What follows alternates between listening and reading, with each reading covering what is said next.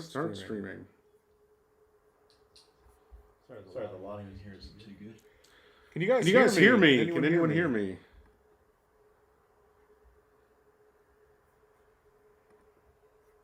Okay.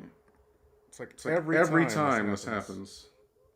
I log in, it's like a 90-year-old man trying to get any bit of technology to work. Okay. So now we see the chat. It's not integrated. There we go. Can you see? Can you hear? Browser 2. Yes, but with an echo. Well, an echo is better than the alternative, which is just pretend we're in a prison or a dungeon.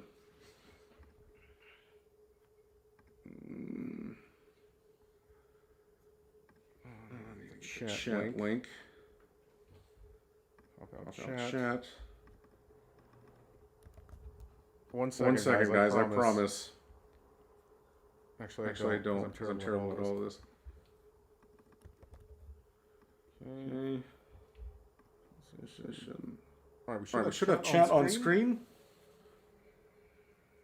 All right, so here we have this guy. Can you see him? No.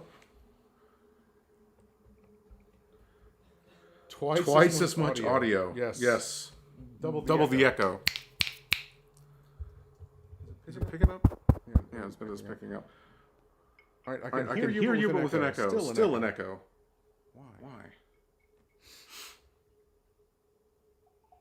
No, maybe it's picking up like two audio input options. Now, still an echo? I still can't hear. Okay, so some people are getting an echo, some people can't hear anything. So someone lucky who doesn't hear you. Yeah, audio input capture device is set to my the shotgun mic, so it should be okay. No echo now. Yay, we did it. Just in time for the air alarm to go off. Thanks. At least if we get blown up, it'll be at the beginning of this nightmare. Missile from Belgorod. Oh, so missiles incoming. Hooray. All right, echo is gone now. Yay, we've solved that problem. You guys should see the chat on screen. So we are here. This is a triple threat episode. So we have Lyosha, and then we have this handsome gent right here. And so we are live from Kharkiv. So we filmed an episode just moments ago on American beer. And then I had a battle with technology, and now we're here to do a live stream with you guys. So figured that we would do a Q&A, talk about Kharkiv, things like that. Okay, everyone's still, echo is gone. How's the stream? No lag? Because we had some internet issues as well. Yay. It's a good symbol that as we start streaming, there's aerial alert and missiles going to Kharkiv. Probably they are done. So, all right. So a good start to the stream. At least I'm not the only one bombing. That's excellent. All right, so I think that we've got everything solved, more or less. You guys can see and hear all of us, correct? How's the sound?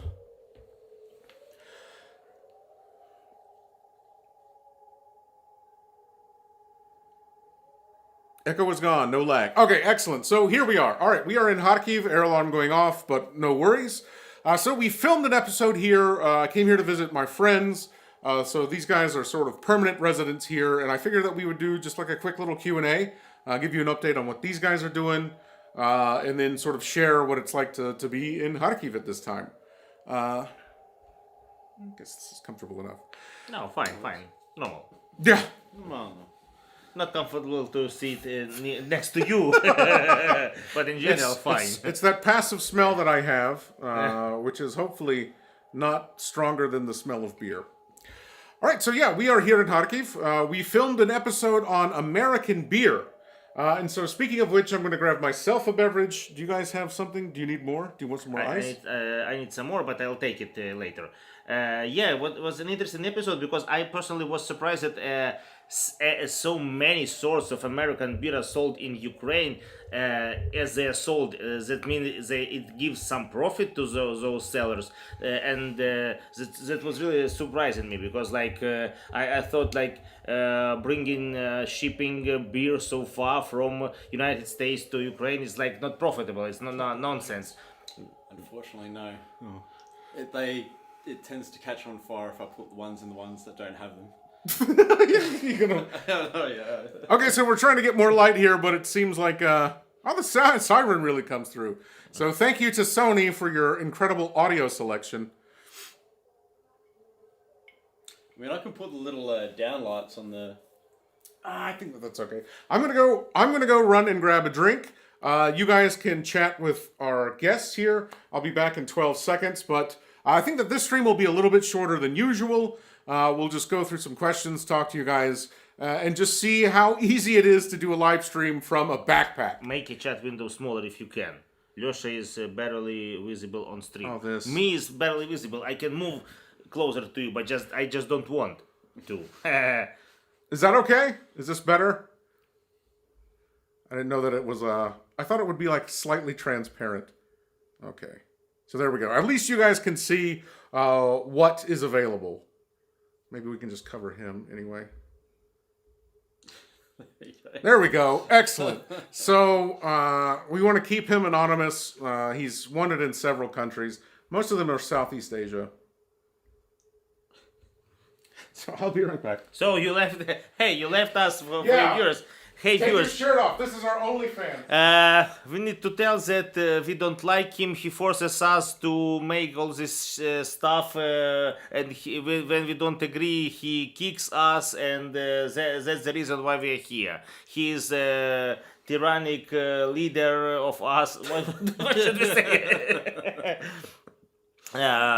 Please don't say anything that'll get my account banned.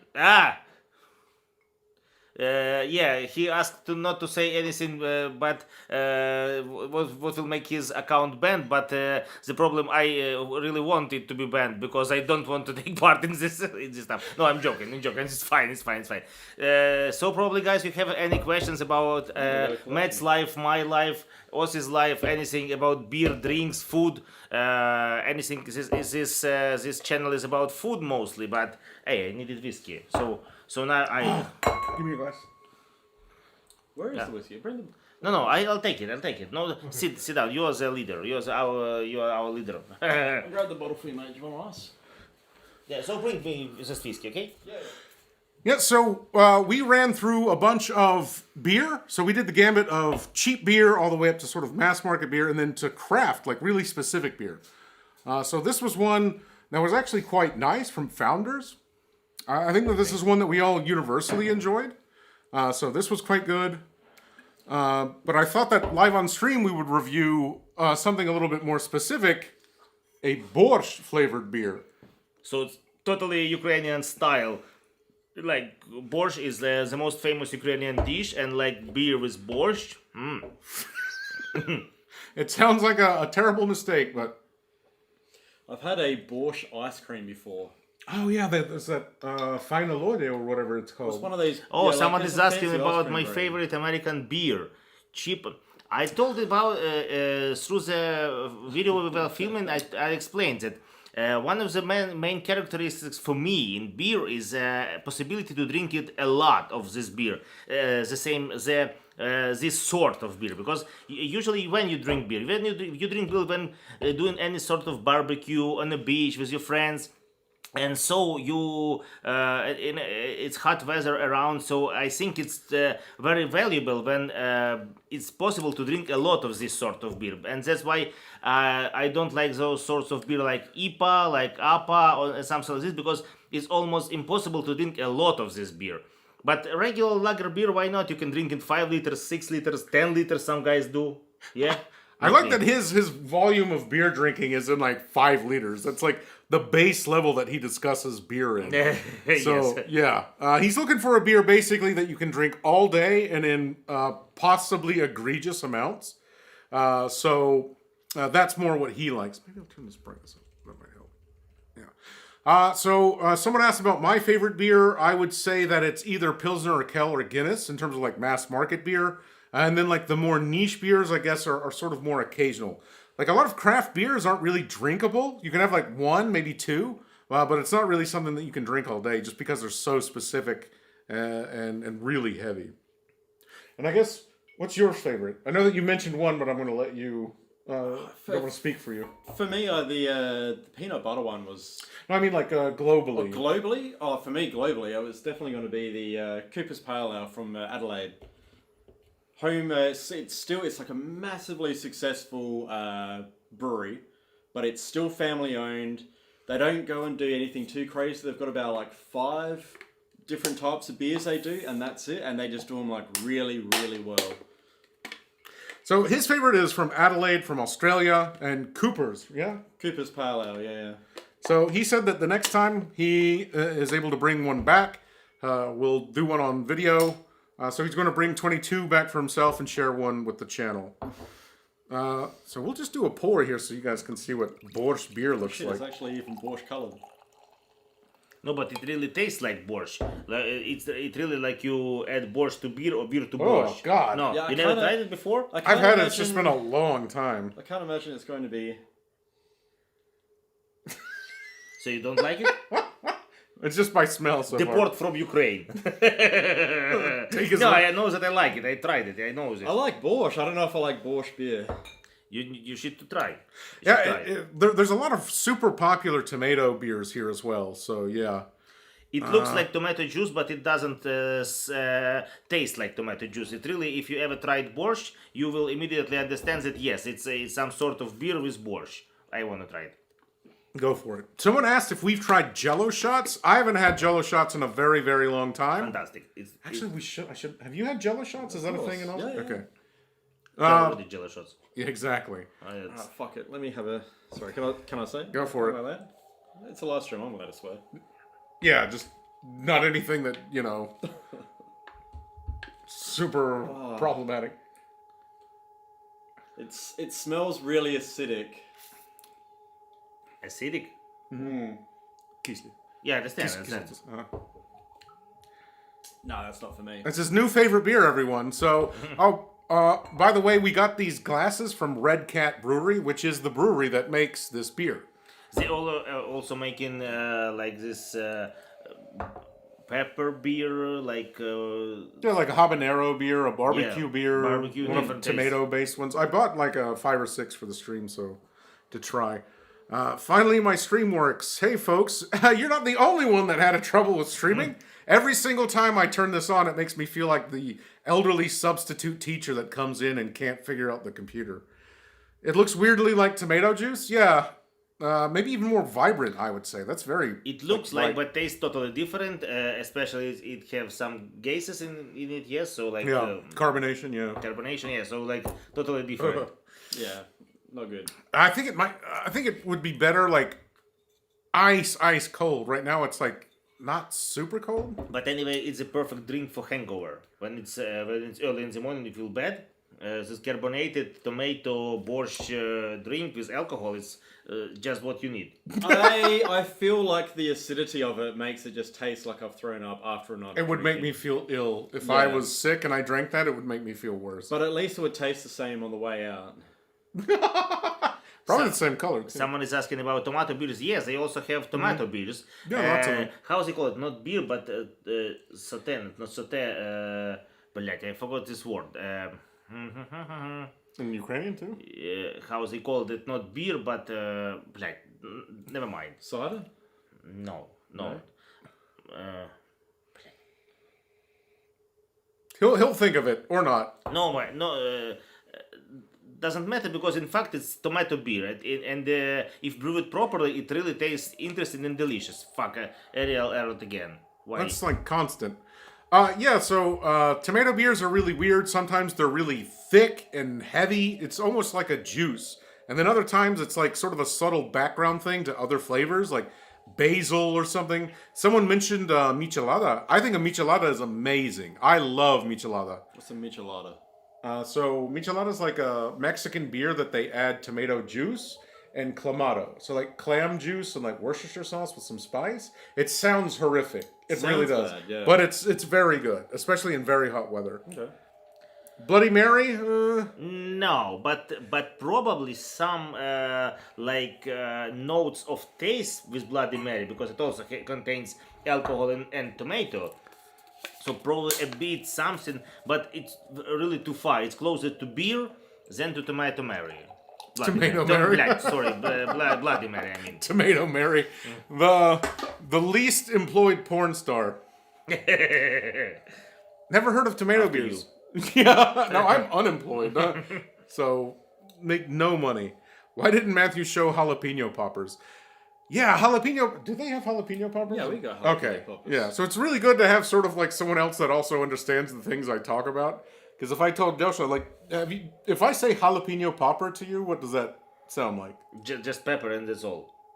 So it's like a deep fried jalapeno that has cheese inside of it. Ah. The closest thing I've found here is sitsak. It's a Georgian dish, so it's like a pickled chili. So it's not fried, but it's pickled chili and it's stuffed full of cream cheese and crushed walnuts. They're fucking amazing. Ah, well, like pepper in Georgian is sitsaka. So Yeah. Okay, might just be that. Air raid siren going off. It's Miller time. Yeah, it is. Miller Genuine Draft. So these are all like American beers that I was able to pick up here. We got PDR, Coors, Bud, a bunch of craft beers. It's kind of wild the amount of American beers that we're able to get here. And like super, like there's nothing Australian here. Oh, well, like Australia's. You can get some wines, but they're always the really bad wines, I've noticed. Really? So like Those as Australians don't want to drink, they sell to us. well, it's like with beers. You got Foster's, which everyone thinks of when it comes to beer in Australia, but nobody in Australia drinks Foster's. And then you've got Yellowtail, which is a really cheap, shitty wine. We don't drink it in Australia, but we always export it because it's got like an Aboriginal dot painting kangaroo on it. So It it's looks like very souvenir-y, but shit wine. But it has a kangaroo painted, so it's fine enough for souvenir, for exporting, yes. Everything with a kangaroo. But everything is exported from Australia should be with kangaroo. I think, like, I wouldn't buy... Kangaroo or koala, otherwise it's no good. Or a drunk sunburnt guy with a leather cowboy hat. Yes. If I see any Australian food, drink or something like this in my store in Ukraine, and it would be without kangaroo, I won't buy it. Because I said it's fake. Like, Australian without kangaroo, no way. So someone here is also a volunteer in Ukraine, and they said that they heard the air raid siren going off, and they thought they were losing their minds. Yes, you're not hearing air raid sirens in concert. It's just our stream. Air raid siren going off. It's Miller time. Absolutely. His favorite NASCAR driver was... Yeah, I told them that this is NASCAR beer. So like the cheapest sort of beer in America, I call it NASCAR beer. Or like styrofoam cooler beer.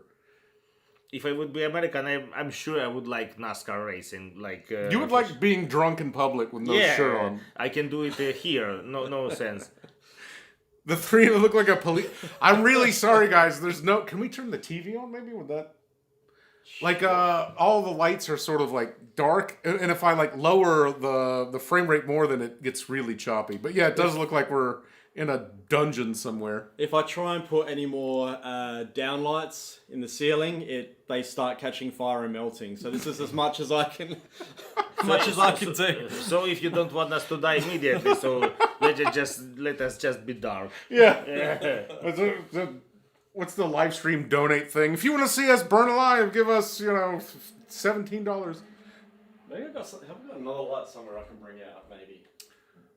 I mean, just activate sex mode and turn all the red strobe lights and stuff that you have on. Coors, American convenience store beer. Yeah, that's also very true. I'd love a Tooheys New. What's Tooheys New? Is that something Australian? That's the one I was talking about, Tooheys New. Oh. Those are the ones, like, to me, like, they're fine, but then after you've had, like, 3 or 4 of them, they just start tasting like water. Okay. But they're good for the first 4. Australian wine is amazing. Did someone say Miller time? Yes, it's always Miller time when you're unemployed. So Foster's is like Radgbur. I'm not sure what that is, but maybe. I'm sitting in Kiev in a restaurant watching you. Doesn't feel like I'm eating and drinking on my own anymore. Hey, yeah, welcome to the live stream. Making you feel less lonely and myself as well. Because I'd usually just be screaming at the television alone. If Lyosha likes being drunk in public, he needs to go to a Bills tailgate. Yes, Lyosha would love tailgating. What is it? So before an American football game, people usually go to the parking lot and they cook like barbecue in the parking lot and get super drunk before Oh, the game. fuck, it sounds really amazing for me, yes. He, Cooking, being drunk in public, yes. he would not even make it to the football game. I think that would be like a secondary thing. He wouldn't even care. Yeah, I really what I really like being being drunk. I'm really not aggressive and friendly. I like to walk around, like in different countries, in different cities. It's so interesting when you get drunk and you see in the world like in a different way. Yes. Oh, it's much more light. It's Oh, better. yeah. It's better, much better. Not much, but better. Is this better? We turned on widescreen on the TV. Someone asked about a goon bag. Isn't that like a bag of wine? yeah. I think we call it like a flying saucer or something. So It's like a silver bag, right? well, you get it. It's like a box wine. So you go and buy like the cheapest box of wine you can. It comes in like a little box, cardboard box, and they're great because you go and get drunk when you're a kid, drink your goon wine, and then at the end An of adult. yeah, sorry, when you're an adult, yes. And then when you finish, you can sit there and just like blow back into the bag and make a pillow, and then crash out on the floor somewhere. That is the saddest thing I've ever heard. When I finish my bag of goon wine, I blow it up into a homeless pillow. There's a garbage collector called Foster's. Foster's Australian for beer, American for garbage. Yeah, okay, yeah. Is there a Ukrainian product like Foster's Yellowtail? People in other countries think it's ubiquitous that you guys would never buy at home. I don't think that many Ukrainian things are exported.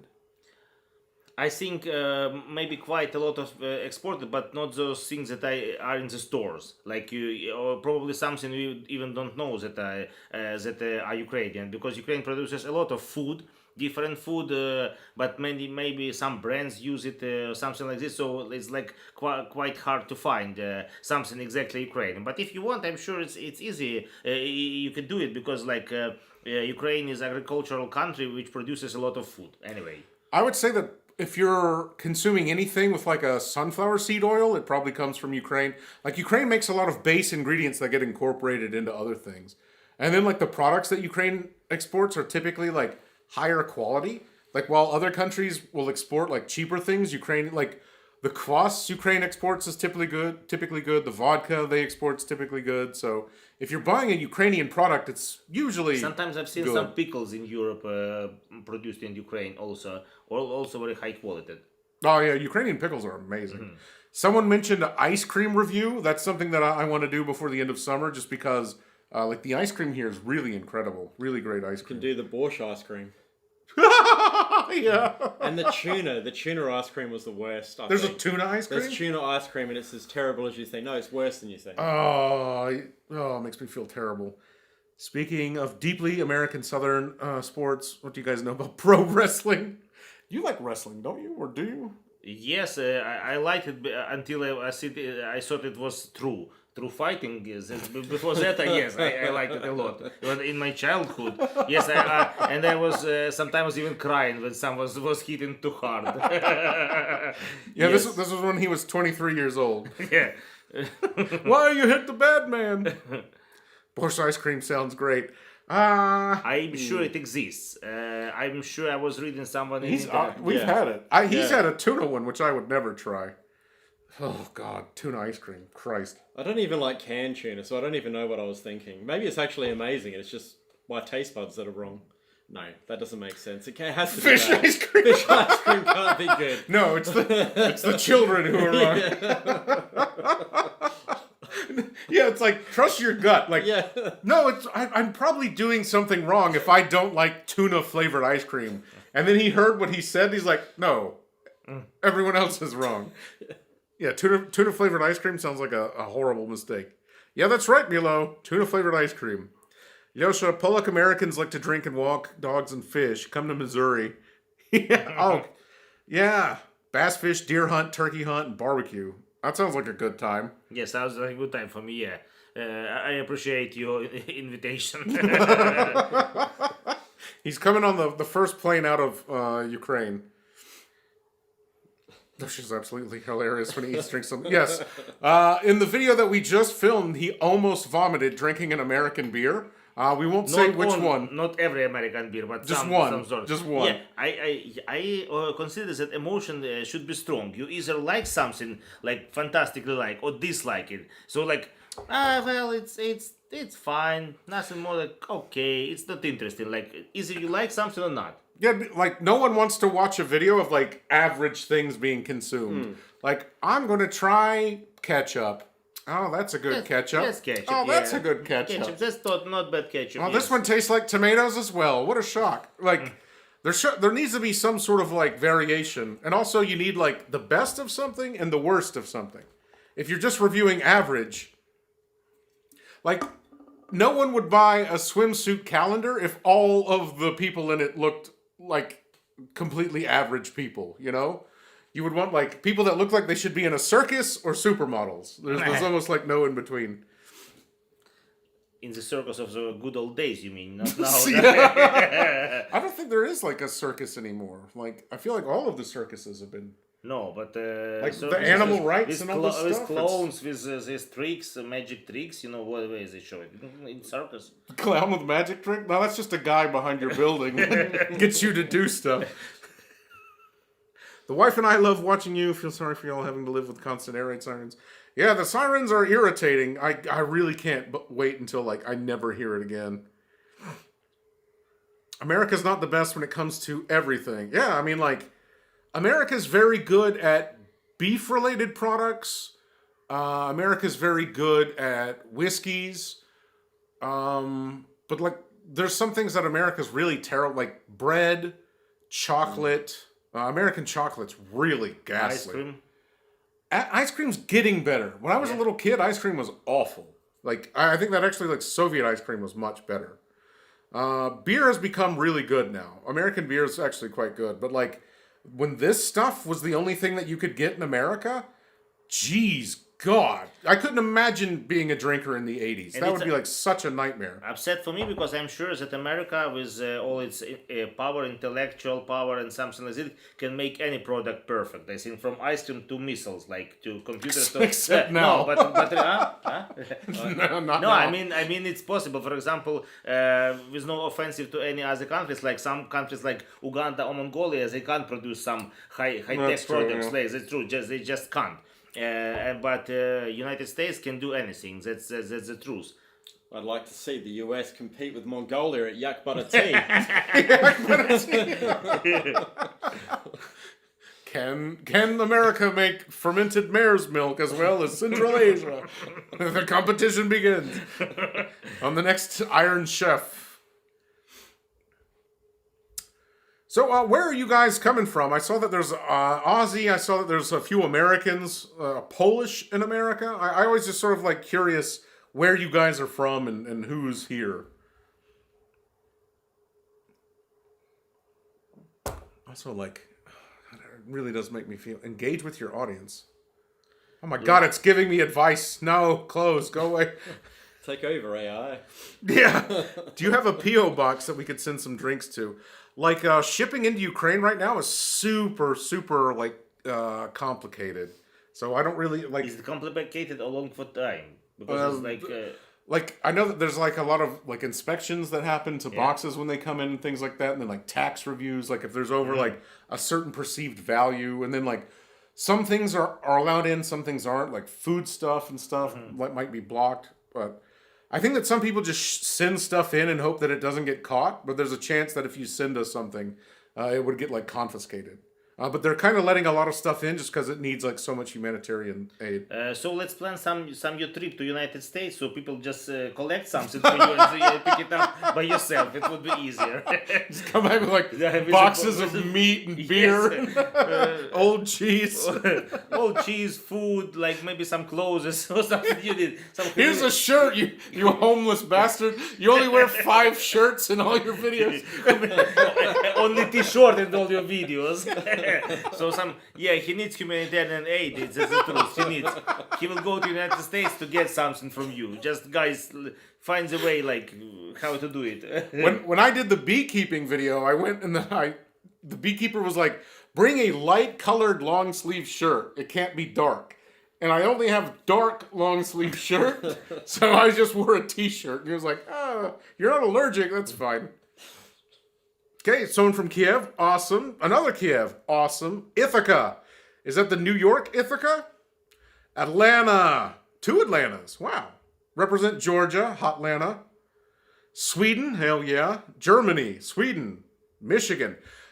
We tried some beers from Michigan. Actually, this Founders. So Founders is from Michigan. That was quite good. It was good. Quite good. So yeah, Steven, in terms of the P.O. Box stuff, maybe like ping me on Instagram. I don't know, but I know that it's like quite complicated at the moment. Indonesia. That'd be cool to do some sort of like... someone knows your name. Someone knows my name. Your ex-lover. Maybe nowadays lover, why ex? Current. Current, yes. Moberly, Missouri, Polish American. Oh, Yakshimaj. Greetings from Estonia again. Oh my God, the Estonians are super angry about my review about the sandwich. Did you see my sandwich review? The Estonians seem to be very, very defensive about their fish, egg, and onion sandwich. May I say a few words about Estonia? I was so upset that I visited both Baltic countries. I mean Latvia and Lithuania before not war, Estonia? and not Estonia. I'm so upset that I haven't missed your beautiful country. I'm really upset. When the war ends, I'm sure that Estonia would be the first state I will go as a tourist. I think that the Baltics are... Because I like areas that have like a little bit of like grit to them, like difficult. You know, like when I'm in Sweden, it feels like life is too easy. And it feels like I'm in like a computer simulation and it makes me uncomfortable. That's like why you come everyone's... to Ukraine and yeah. It's hard enough here. Now it's too hard. I'd like to dial it back a little bit. But like in Denmark and Sweden, it feels like too nice. I think if I was old there, it would be nice. But I think that the Baltics is like the perfect level of like difficulty, whatever, like grit. I think that Lithuania is probably my favorite country in the Baltics. Estonia would be second, and then Latvia third. More because I feel like Latvia needs to retake its culture from Russia. I feel more Russian influence in Latvia than in any other Baltic country, sadly. But Lithuanian beer is incredible. I think Lithuania is incredibly beautiful. But we have to say that anyway. You say Baltic countries like it's something the same. All 3 Baltic countries have a totally different culture, and you visiting every of them, you feel that it's different. Yeah, for sure. Even within like a Baltic, like the difference between like Vilnius and like Klaipėda is like quite stark, because you go from like the Belarusian border to like the Black Sea. And that's a pretty large, like, cultural change.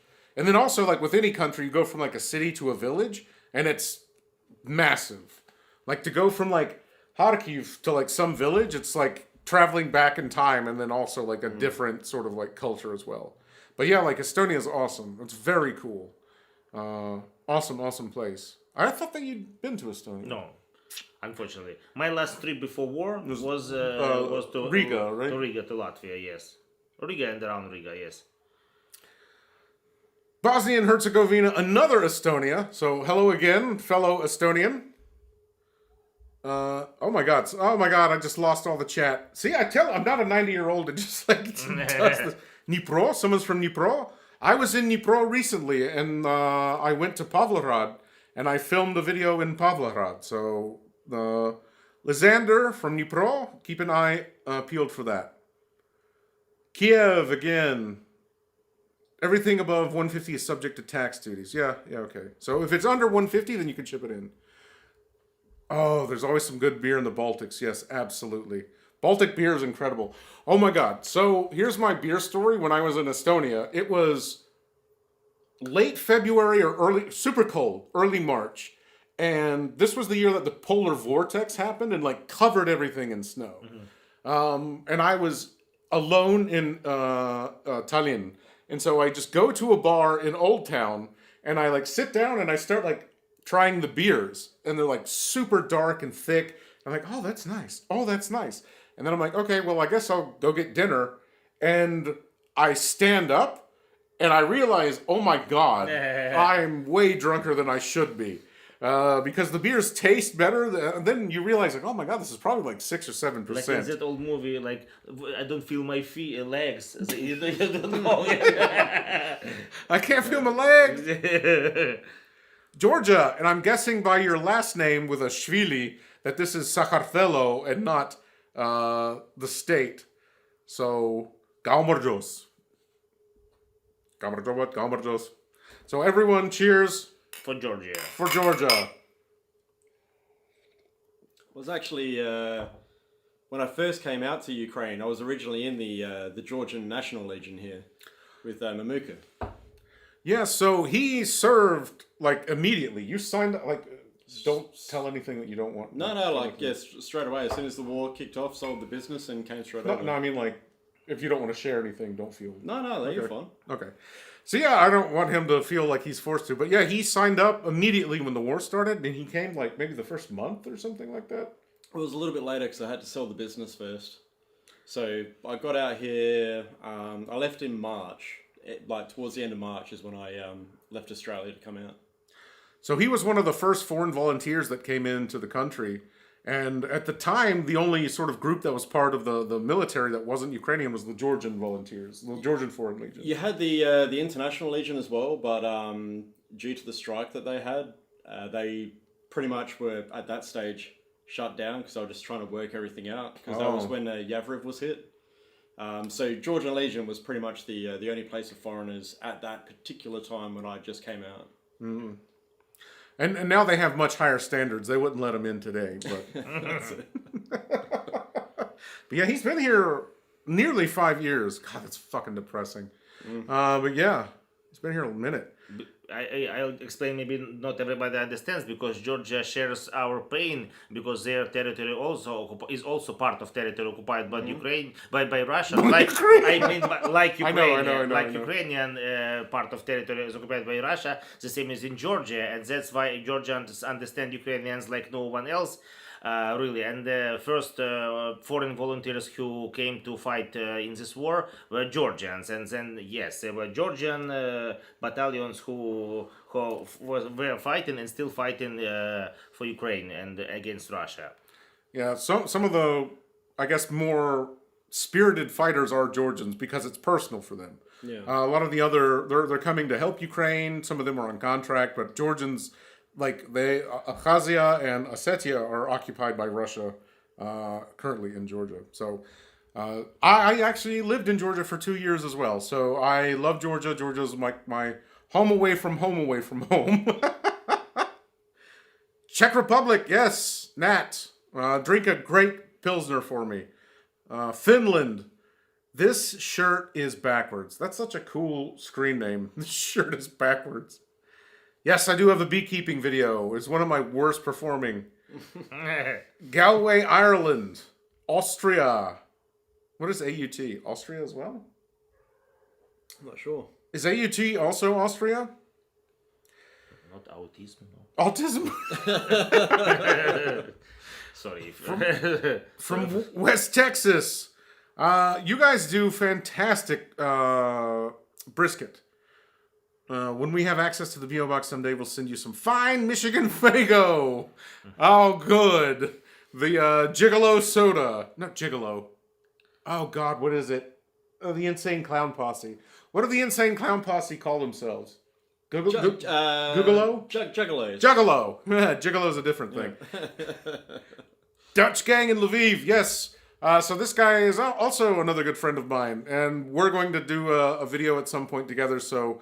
Any of you Dutch fans out there, I have a Dutch friend who's been volunteering in Lviv for quite a long time. A good friend of mine as well. And we're planning some Dutch-themed video nebulously sometime in the future. So, stay tuned. Hello, friends. Hi, I wasn't missing anything with the German raw pork sandwich. I chickened out of trying it. So someone tried the raw pork sandwich, but they couldn't. I've never tried, but I want to try. I'm sure it's like pork with onion, with the bread, and that's all. Yeah, and think- salt and pepper. I think I will like it. I think the salad sandwich is I better. feel like why wouldn't you cook it though? Like it's gonna like add so much more to the dish. I don't know. I didn't like it at all. Yeah, I don't have anything positive to add. I don't understand it either. But some people super love it. So, love the sandwich review. European bread is so good. Yes, especially in Italy and France. Incredible bread in Italy and France. We have soda bread in Ireland. Oh, soda bread in like a beef stew is otherworldly. American bread is basically cake. No, American bread is basically a fresh packing peanut.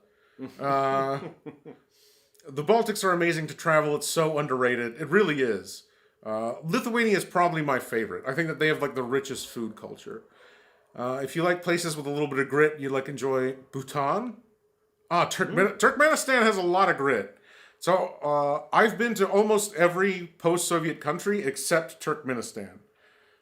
Just because, like, the visa processing issues there. I can't imagine what do you want to get from Turkmenistan. It's like authoritarian country, just like shows off to look like so bright and white. And what's the sense? I don't see any sense to go to Turkmenistan. Just say that you've They've been. got that giant burning gas pit No. thing. Oh yeah, I the would hole say to that- hell or my- whatever. my- The leader went and did donuts around. my own opinion is that I really want, after the war ends, I want to go to all Middle Asian countries: Uzbekistan, Kazakhstan, Tajikistan, Kyrgyzstan. For sure, I'm dreaming to visit all those places, but not Turkmenistan. At least until it exists how it exists now, like a totally totalitarian society. I know that I will see only what they want me to show, and what they want me to show I don't want to see. Like not nothing interesting. I understand that that's an interesting culture in Uzbekistan, in Kazakhstan, in Kyrgyzstan, in Tajikistan. It's like very specific cultures, very specific identity. Food and, yeah. Not only culture Like in general. geography and stuff too. Yeah. That's fantastic countries, but Turkmenistan probably could be also something like that, but it is not. Same with Belarus. Like Belarus could be really incredible, but it's been like Russified and then like under Lukashenko for so long. that Totally it's, like, lost its identity. Yeah. Its language, its history. Because for example, we are not talking about policy in this channel, but anyway, like what is Belarus? Like Belarus is like Russia, but a bit better. Like something like Russia, but cleaner streets, more friendly people, and that's all. But they don't totally forget about like the real identity of Belarusian nation, of their culture, again food, again songs and everything. That's why that's how authoritarian leaders kill the nation's spirit, I think. Yeah. Georgian Legion took a lot of the foreign volunteers at the start. So, like Matt, is he a Slavic convert? Slanche. So we have an Irish crew here, Slanche. For Georgia, God, I think we're really behind on chat. I'm really sorry. Budmo, our Georgian friend, Budmo. Bolomde to Georgia. Fuck it, my glass is empty, so like drink without me. I also lived in Georgia for a few years. Savannah and then Atlanta. Yeah, different Georgia. Oh, God. Received a gift. What is all this? Sent 10. Oh, God. Someone sent gifts, memberships to people. Wow. Wow, nice. Thank you. Jesus. That's incredible. Juggalo. So many people know juggalos. I'm trying to catch up on chat. I'm really sorry. Go AUT Austria. Okay. G'day, mate. Throw another shrimp on the barbie.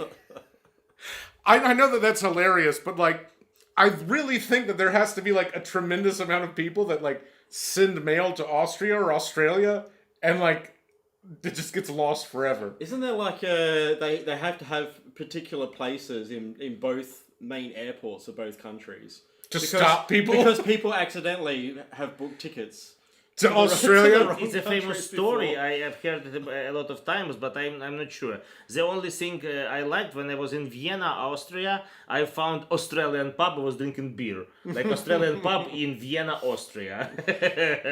That was cool. This is a free business idea for someone who's living in Austria. Open an Australian bar in Austria. So you must love Georgian Cha-Cha. Yeah, this guy loves Georgian Cha-Cha. And also Kangaroo Farm in Austria. Yeah, Kangaroo Why Farm. not? Why Yeah, not? and then a Schnitzel bar in Melbourne. Yeah. Lived in Georgia. Yep, Juggalo, Cha-Cha. Yeah, this guy loves Cha-Cha. He can't stop drinking it. I can't do cha-cha, but I used to... Well, actually, I was pretty lucky. Like, Can I- Mamuka's a teetotaler, so he didn't make us drink alcohol. Was banned on the base, but all the other Georgians would always be trying to get me to drink it. Ugh, nasty stuff. Cha-Cha's grim. Waiting for the Dutch vid. Yeah, the Dutch vid's gonna be with you, my guy. So I hope... What? God, this thing. Pueblos Argentina Agricola. 1 gift membership. Oh, that's awesome. Thank you so much. Oh, I guess someone else automatically gets it. Received a gift membership by... Oh, okay. I'm not sure what's happening. I don't know what's happening. 10 Gift memberships. So thank you if this is a gift to me or someone else. I'm not sure what's happening. I feel like a dog going through a car wash. There's lights and colors, but I'm not really sure what's happening. So either thank you or you're sorry fuck you. to I Lil Milkler 3852. I think Those they've gifted 10 memberships, and it randomly, I believe, Assigns it, I guess. assigns it. Okay. So these people are now members to your channel. Okay, so thank you very much, guys, who donated memberships to different people. I think that's what's happened. Much appreciated. There's an old Irish dish eaten. And by the way, connect with me on Instagram if you are a member here or part of the Patreon, because I'm going to set up a Discord server for the guys that are like more connected to the channel, because I want you to get like more specific news and updates and things. So again, thank you guys so much for memberships. Thank you for Patreon. Thanks for all the support. Because like the monetization through YouTube is very little. There's an old Irish dish eaten mostly in Dublin called coddle. It's honestly the most repulsive looking stew you'll ever see, but the taste and flavor is incredibly good. Please give it a go. Okay, coddle. Have you heard of this? I haven't heard of it. I'm going to Google it right now. Oh, you're going to be added to some Cook it soon. Irish hate list. Ви що, хлопці? Привіт з Києва. Hello, Tyler. Привіт з Kharkiv. Belarus vans entirely lost its identity. Yep, sadly it did. Belarus. God, and then it like scrolls down again. I'm glad you guys also see it. That doesn't look bad at all. That looks good. Yeah, some I mean- bangers and taters. Some of them look worse than others, but that looks good.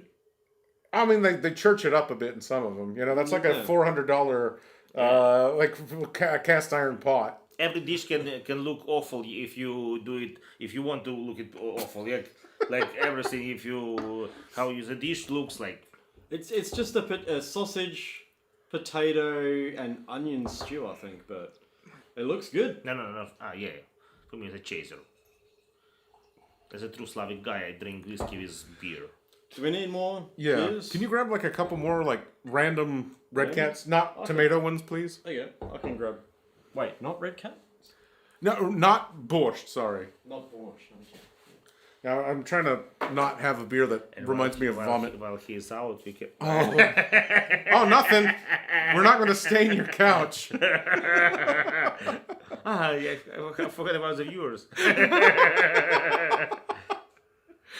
Yeah, we're going to switch immediately to our OnlyFans after this. Yeah, I'm preparing to OnlyFans.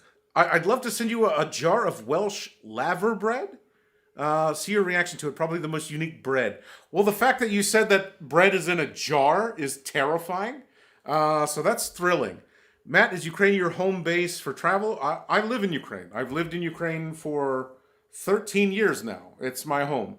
So I'll be here until something even really horrific happens, I guess. Or I get to fly out of Kiev again, in which case I'm going to go to either the Baltics or the Balkans. Well, Turkmenistan has identity. They have horses. They do. They really love horses. Some of their horses are really beautiful. That's cool, and I know that Halketinsky horses. No, it's the the bride of like Turkmenistan long with hair. the specific Turkmenistan bride of horses. Yeah, it's really cool. Yeah, They're like yeah, golden looking even. I don't care about how it looks, but but anyway, the identity of nation is not based only on horses. I'm not saying that Turkmenistan do not have a nation. I am just upset that the national identity is in such a low Level? low level now in Turkmenistan. For sure, every nation has a right to have have its nation and its country and its government and its all. Again, we're not talking about politics. So Milo, I'd like to imagine that the Australian and Austrian embassies in various countries meeting up to trade misdelivered mail. I'm positive that happens, especially if they don't have like a Latin-based alphabet wherever they are. At the center of Vienna, the gift shops with t-shirts, no kangaroos in Austria. It's a yellow warning. As I told you, it's a bar, Australian bar. I visited in Vienna, Australian bar in Vienna. Yeah, it's true, it's cool. It's like... Well, this little guy. Не зламый, не лагер. Cool. Some And then a Pilsner, Praha. No, this is fine. You're doing good. It's like a screwdriver. For those who views us from post-Soviet countries, the Aussie bought this bottle opener and says, "Wow, it looks so Soviet." I don't know. It totally looks not Soviet because it's got plastic. It got plastic handle. It should be wooden with all those scratches. You know, that damages your arm. It looks like a prison knife. I didn't. To be fair, I didn't buy this. What makes it came with the apartment. It came with the apartment. Okay, That's what makes it Soviet. Fine then. Yes, this apartment is super Soviet, y'all. The background decorations may make it look fancy, but very Soviet. There's an Australian bar in Vienna too. I'm sure that road goes both ways. I can't wait to go back home to Australian Alps. Australian Alps. Was it that the one? Was it like a Aries Rock or something? Yes, Australian Alps and Austrian deserts.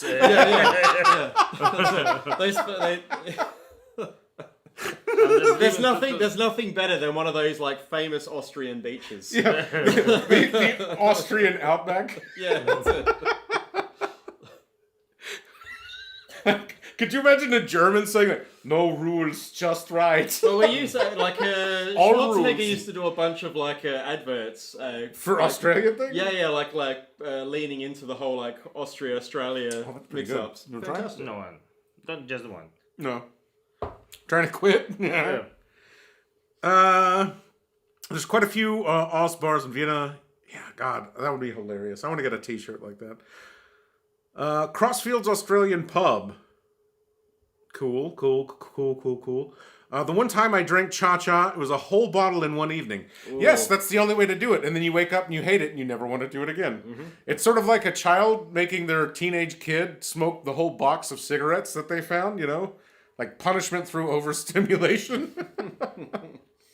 A rhubarb as well. Oh, God. I love when a nation can like joke with itself about this like having like a Atlanta bar in like Tbilisi would be fucking hilarious. Like, welcome to Atlanta.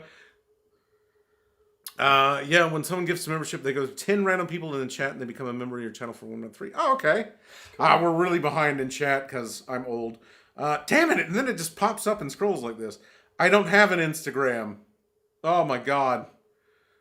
Well, smoke signals. Send me a smoke signal.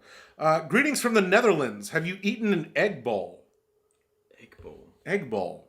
Please go on. I'm intrigued by this egg ball. I don't want to Google it because it's going to add me to some list. I like the... Sounds like something you'd pay for in Thailand. There's little Dutch pancakes and you get like the brandy butter on them. I don't know what they're called. They're like, because everything is hard to pronounce in their language, but... Coca-Cola or something like that. Yeah, something like that. I'm like, Perfectly. Yeah, we have a Dutch guy here. What is the little... What was it, pancake? They're like these little pancakes, and then they have, I don't know, in Australia anyway, they get served with like a brandied butter. Really good. So our Dutch experts in the audience, what is he talking about? And obviously croquettes. Oh, croquettes, that's more... Everyone knows a good croquette. Egg ball. I guess I'll be the one to Google this one, because it's just like throwing me off. What country is egg ball? Oh, Netherlands. Okay. I'm going to get on some like... Oh, greetings from Bulgaria. Oh, nice. Nice to see our Slavic brothers. Glad to see... Oh, it's like a Scottish egg. Ah, yeah, Scotch egg, yeah. Yeah, so it's like a egg with like farce on it, like a hard-boiled egg with farce. Yeah, I love those. They're really good. Egg ball is literally, I guess, what it is. So, yeah. Who saw Bulgaria? I love Bulgaria. I really... there it is. Greetings from Bulgaria. Yeah, I sadly only got to spend like 3 days in Sofia, because it was sort of like an intermediary between going from the Netherlands to Greece when I was doing traveling 2 years ago. But I unexpectedly absolutely loved Bulgaria. The people were super friendly, really helpful. The food was surprisingly great. The city was super beautiful. Like, I really want to go to... God, I forgot the name of it. There's like a city in like the south middle. It's like Polakia, Tulimbia. It's like 2 syllables, I think. It's south and in the middle of the country, like in between Sofia and the coast. I really want to go there. It's like the second biggest city in the country. And then also like the seashore looks really beautiful. So I love Bulgaria. Love Bulgaria. So yes, to the Netherlands, we're going to try this egg ball, any beer snacks. Always the better. It's always better the second day. I don't know what we're referring to now anymore. What's better the second day? Soup? Vomit? Random. Red cans. Oh my god. Hey, just getting here. Greetings from Bulgaria. And then I lost all the chat again. Good evening. Guten Abend. In Cyrillic.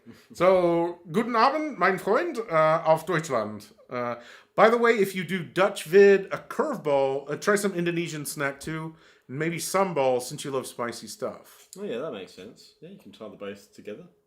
the Dutch and the Indonesian? Yeah, it's an old colony. I think more like Spanish stuff. No, I'm thinking of the Philippines. Yeah, you're right. Philippines are more Spanish, and Indonesian's more Dutch.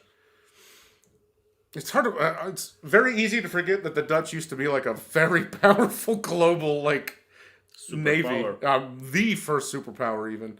A wooden beer bottle opener, very Soviet. Yes.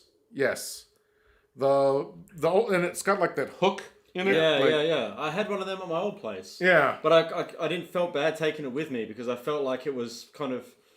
Like almost like a load-bearing can opener. Like if I took it out of the apartment, it was the soul of the apartment. Yeah, if I took it out of the apartment, it would just collapse. I don't know. The Australian wildfires. See, I just feel like sometimes the chat gets so random. I don't know what's happening, or maybe they're just calling you sexy. I don't know. Why are you so rude to Estonian food? Why, have you ever told us it's better about Estonian food? Fishy potato magic. Fishy potato magic. That's hilarious. I don't think that I'm rude to Estonian food. I think that I'm appropriately stern with it. You know, if I saw no promise in it, I wouldn't care. But like when you see like a teenager like sort of straying from a path, you want to say like, hey, do better. So I'm sorry that you didn't like my review of your fish, egg, and onion sandwich. There's a lot of really incredible things in Estonia, and we just talked about it.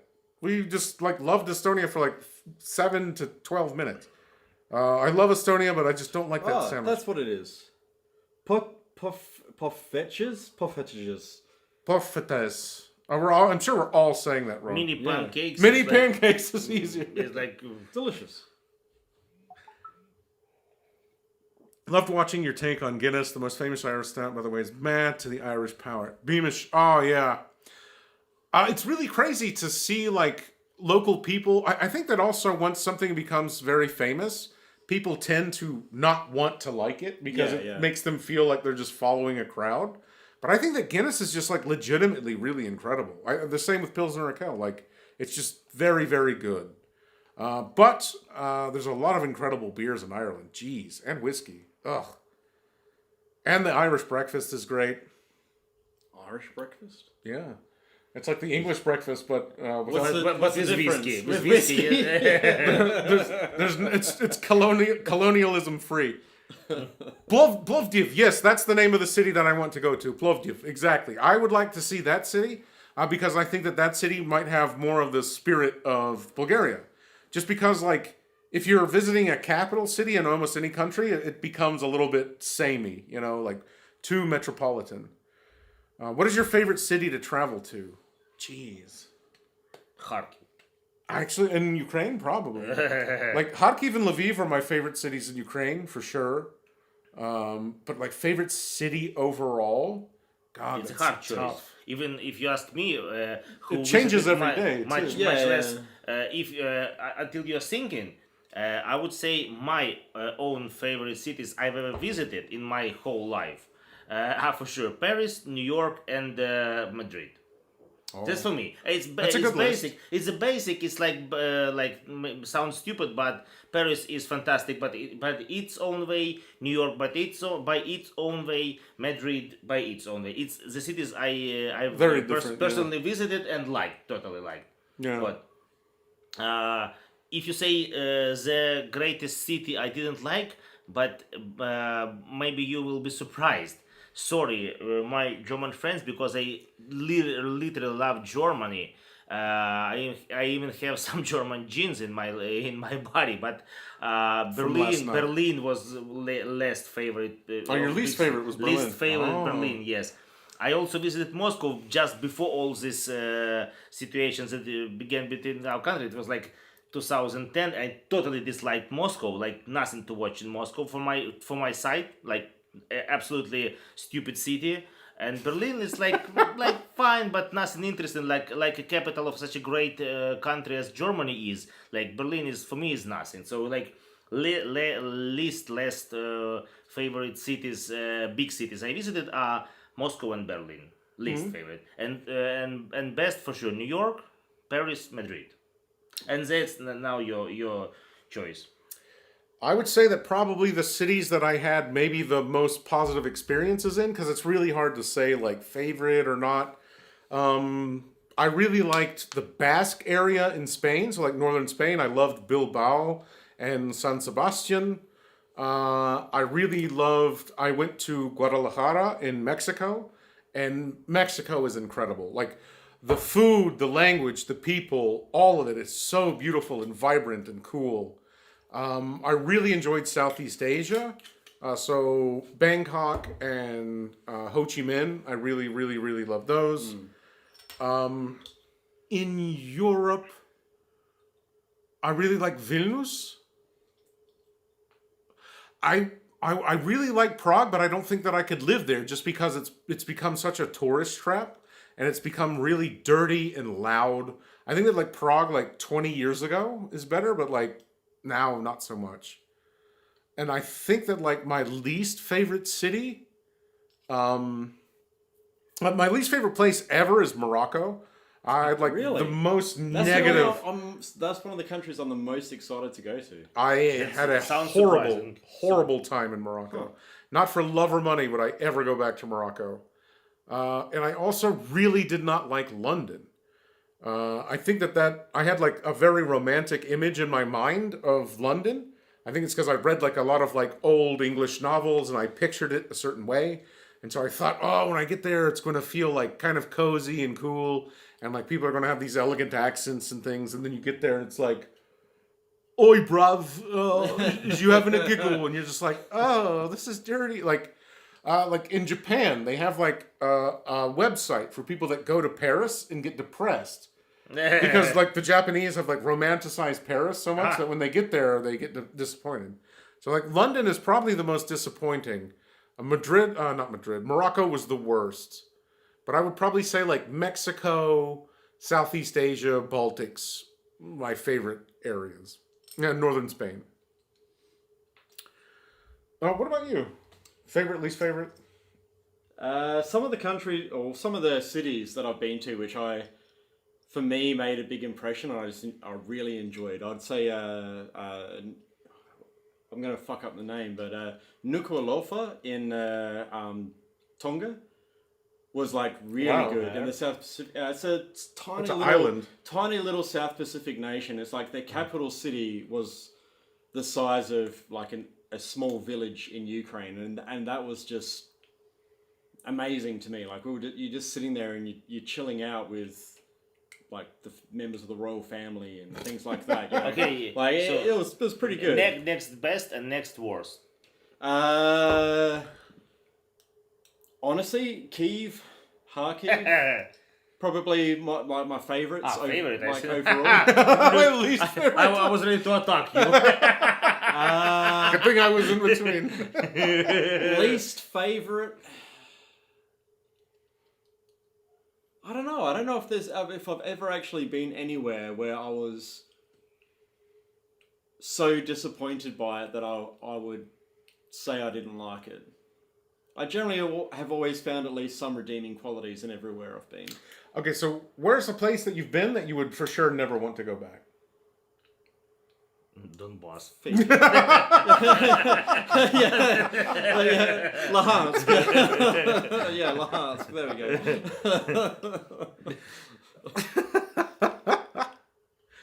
I heard Moscow's. Oh wait, where are we? Over the Guinness, the Pilsner Kale. Jesus, so many questions.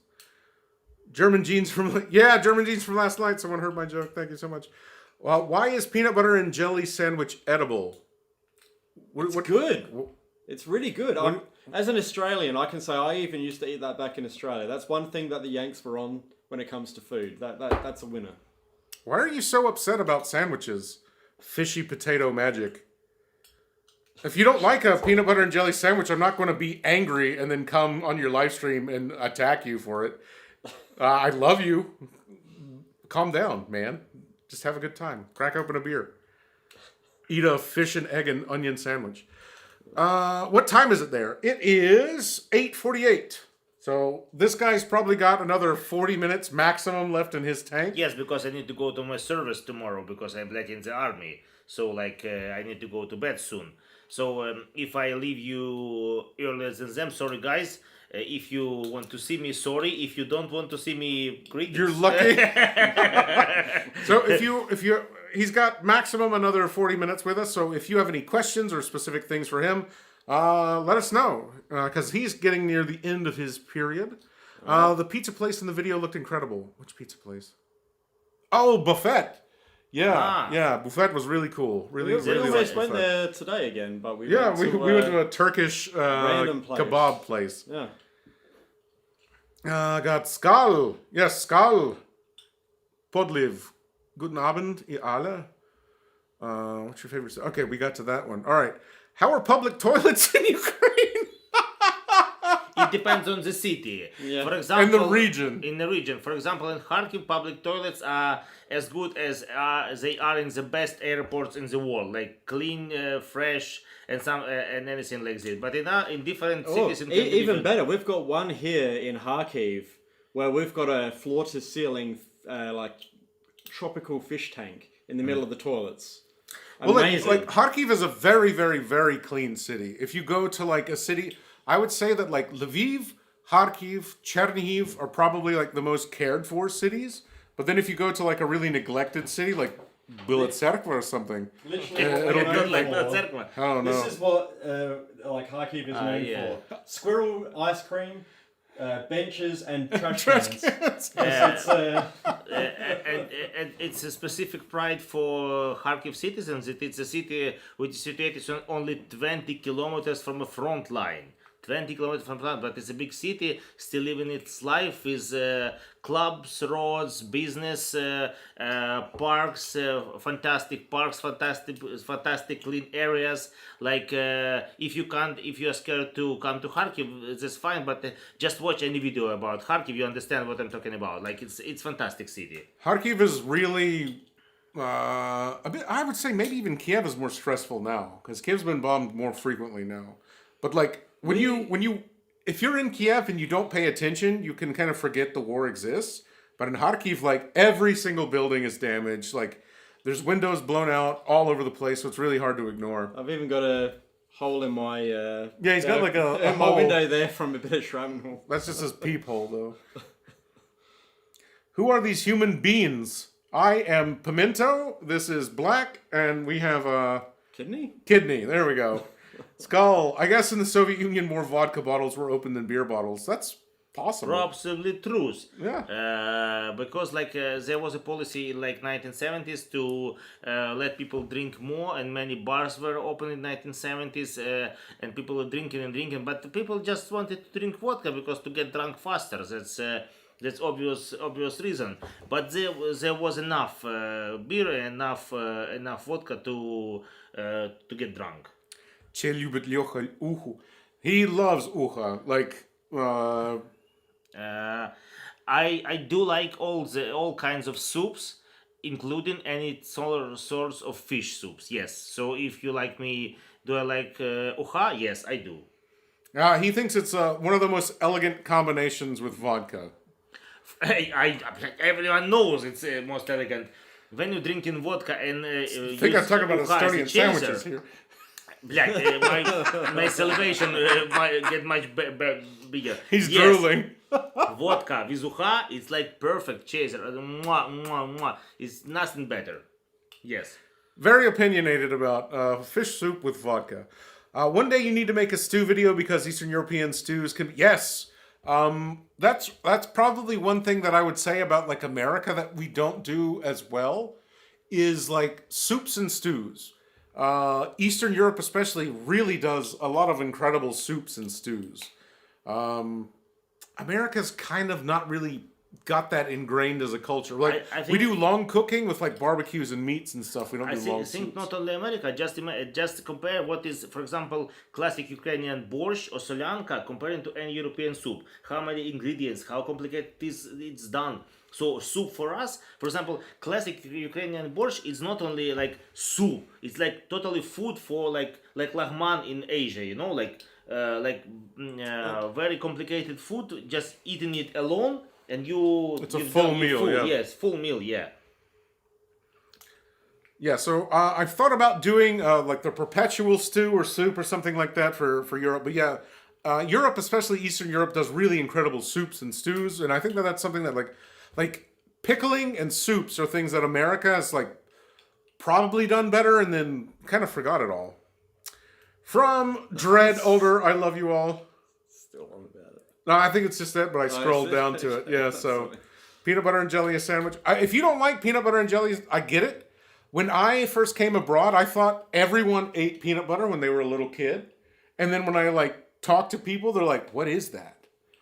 I first tried peanut butter when my sister started studying in United States and first came home to her vacation and brought this stuff with her. It's like surprise. I never imagined it can exist. No, I've seen it in movies, but I didn't believe that it exists. What did you think of the taste?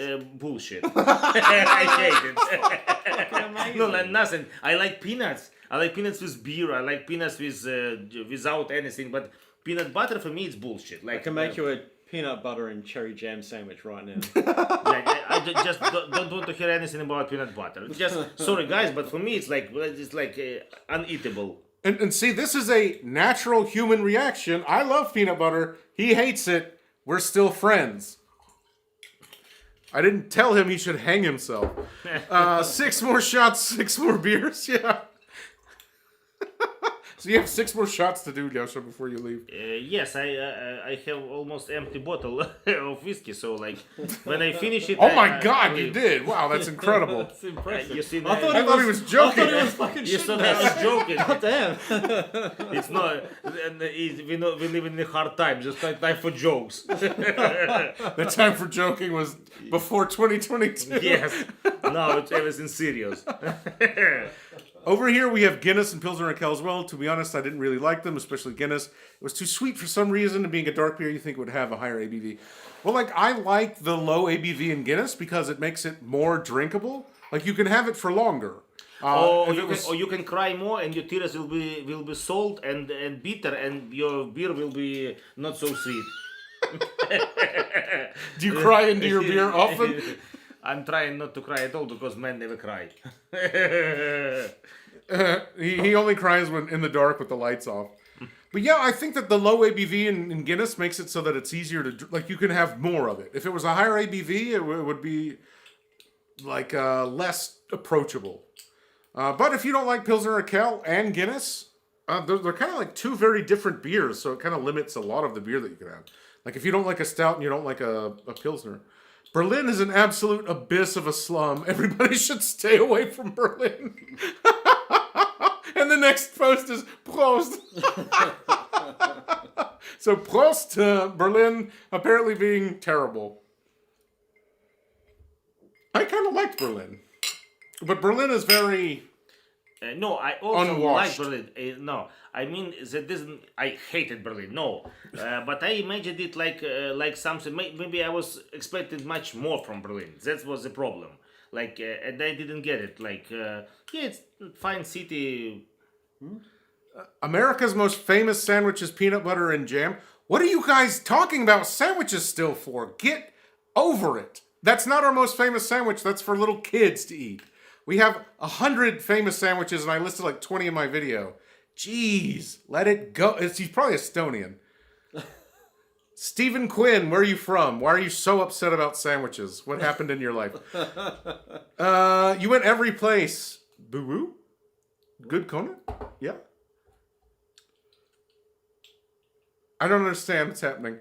I heard Moscow is shitty. One part of it is because such bureaucracy is hell. Yeah, even back in the old times, the cultural center, real capital of Russia. Yeah. No, I just think people want me to explain. That's only my own opinion. It's no. I was in Moscow before 2014, before Crimean occupation, because of this aggressive stuff. And the usual view about Moscow is that Moscow citizens are cruel, bad people, but Moscow is really enormous city. Wow, fantastic. My own opinion is totally opposite, different. I did like Moscow people. Everybody whom I met were like very cool, nice people. But the city is nothing special, nothing to watch, nothing to walk. Like it's like boring, like nothing to watch. But people I really liked in Moscow. That's what was my opinion. Like almost 20 years ago. Yeah. So Jesus, yeah, you're right. dude going to Northern Africa makes as a white skinned lad walking around being scared. Yes. So that was sort of the main problem with Morocco was they were so really aggressive about like the wanting me to buy something, and it wasn't like, hey man, no thanks. They would keep following you and touching you, and I really didn't like it. So Fishy Potato Magic, thank you for a non-sandwich based comment. Have you been to Morocco? London is nice because What are their sandwiches like? Moroccan food is actually very good. I don't think they have sandwiches. No, they didn't. Yeah. London is very nice because it's hundreds of small towns put together, and then you're right about Berlin. Well, like, my main complaint about London, there's several. I think it might be cheaper now, but when I was in London, it was crazy expensive. And like to get the tube, like to cross the city, it was like an hour. Because London is like very spread. Nothing is vertical. Like New York is a very vertical town, but London is very wide. He is GOAT. Fave U.S. cities. His was New York. You haven't been to the States, have you? I haven't been to the States yet, no. No. Oh, I think my favorite... Okay, so my favorite U.S. city is probably New York. But if you ask me which city you should go to, you should go to New Orleans. Because New York is very cool. It's very global. It's incredible. But if you want to feel something really unique, New Orleans is just fascinating. Like the birthplace of jazz. It's got one of the most rich culinary histories. The architecture is fascinating. Like the geography is really cool. What I personally like in New York that you feeling it. It's not maybe it's not the truth, but it's feeling like it's the capital of the world. Different people, different races working together, doing business. All this noises stuff, and nobody cares about everybody. In underground, maybe there is a millionaire and the homeless sitting together. He is counting his Dating. millions. Yes, they may be dating, and he is eating a pigeon. Like so it's fine. And that's why it's a capital. It feels maybe again, maybe it's not, but it feels like a capital of the world. If I'm coming not from, I also not coming from a village. I'm Kiev's a big place, I'm yeah. Kiev is a big place. It's like 4 million people living. It's a big European city. So, but still, when I'm coming from Kiev to New York, I'm feeling like I am in a capital of the world. That's why New York is enormous. It's fantastic. That's why we like New York. Yeah, so I guess depending on what you want is what city you should go to. If you want a very superficial, very glamorous experience, go to LA. If you want to feel like what Lyosha described, like to be at the capital of the world, you go to New York. If you want sort of like a quasi-tropical, very expensive, cool beach experience, go to Miami. But I would say overall the most unique city in America is New Orleans. I would recommend New Orleans. Happy Sunday, 6 more shots, 6 more beers. Is this repeating? Am I tripping? Maybe I'm printing it. Tell Lyosha to drink more. Hello. Someone likes this comment, I'll drink. Like, oh, well, I guess I have to. I love Ukraine and I hope I can visit. Yes, you're absolutely welcome to visit here in Ukraine. Moscow is like a worse version of London. Probably. Yeah, that's probably a fair comparison. I can't compare, so I can say, but for me, it's like just no sense to visit. Timed me out. What? I thought it was a bot. I guess it's not a bot. No, it was someone else, wasn't it? Or did someone else come in? For like half an hour. That can't be. No, that wasn't you. There's bots here already. Okay. Moroccan food is very nice, especially their falafels, which can be considered a sandwich. Is it falafel? Falafel's a ball, though, isn't Falafel it? is It's so like original. Although the pita bread. What am I thinking? No. That falafel's like the little The ball chickpea things ball. with Yeah, the yeah, yeah. chickpeas and all the rest And what's of it, in the falafel? What is the conveyor for the falafel? Because the falafel is fried chickpea. It's just the ball. I don't know. I guess pita bread. And then you put the pita bread around it. So the falafel isn't necessarily, but you. Because you can have falafel in many ways, yeah. Yeah. You could eat it like with a fork, I guess, if you want to be a heathen. So, fishy potato magic, you're bringing up a really fascinating point. Is a falafel a sandwich? Like, a lot of, like, drunk Americans have debates. Is a hot dog a sandwich? Because it's, in essence... It's like, just a philosophical discussion, like... At what point does it become something different and unique? yeah. Yeah. Like, is a hot dog technically a sandwich? Like, another question, like... Or maybe it's a burger, no? No, because a burger would have, like, a circular... Another one is, like, is breakfast cereal a soup? But hot dog has oval bread, so like circle oval. It's almost That's the like same. elongated. Oval. In fact, oval. But like that's the sense of discussion. How our Aussie friend likes Ukraine. I think all Aussies are badass. This guy for sure is. I want to visit after war, but I feel like every living creature there is trying to kill you. Is that what? This is very cool. So we have a real Australian to weigh in. What do you think about like the meme that like everything in Australia is trying to? Is that just the outback, or is that more like? I mean, if you break it down on paper, it does seem like everything's out to kill you. Like all the deadliest sharks. I mean, we even have this like gorgeous little octopus. There's only this like tiny little guy, blue ringed octopus, but that'll kill you in like 10 minutes if it bites you. We've got poisonous conefish, all sorts of things. Like everything does seem like it's going to kill you. I don't know if it's just because when you grow up in Australia, you learn what will and won't kill you, and so. So just It grow just up in seems Australia and it's fine. Easy. Yeah, easy. Like, But it's simple. You're in Australia. It's going to be pretty rare that you'll run into anything that's actually going to kill you. Just listen to the locals when they warn you about drop bears. Drop bears. Yes, it's a very real and very dangerous phenomenon in Australia. The drop bears, the deadliest things. 6 more beers, 6 more shots, 6. Oh God. Okay, I get it. The 6. Okay, so we need more people to be put in timeout. What is with this? Jeez. Okay. I guess this means I'm experiencing some degree of success. If bots or insane people are here. What is the most Slavic sandwich? They don't really have sandwiches here. There's like the salo on dark bread with mustard. it's not Slavic, it's Ukrainian. Yeah. But there is no like Slavic, there's no pan Slavic. You know, Or onion, the question isn't correct because Slavs are just a language group. Like so, different Slavs have different sandwiches. For Ukrainians who are usually consume salo, bacon, like any sort of pork, I would say like dark bread with mustard and salo. Yes, for Ukraine. I would say that the best Slavic, if we can technically be Slavic, is in the Balkans. I don't remember what it's called. It's like a pita bread stuffed with little roasted sausages. I think that it's in like Montenegro and Serbia, yeah, Bosnia. It's like a pita stuffed with, or like a thicker pita stuffed with like roasted sausages.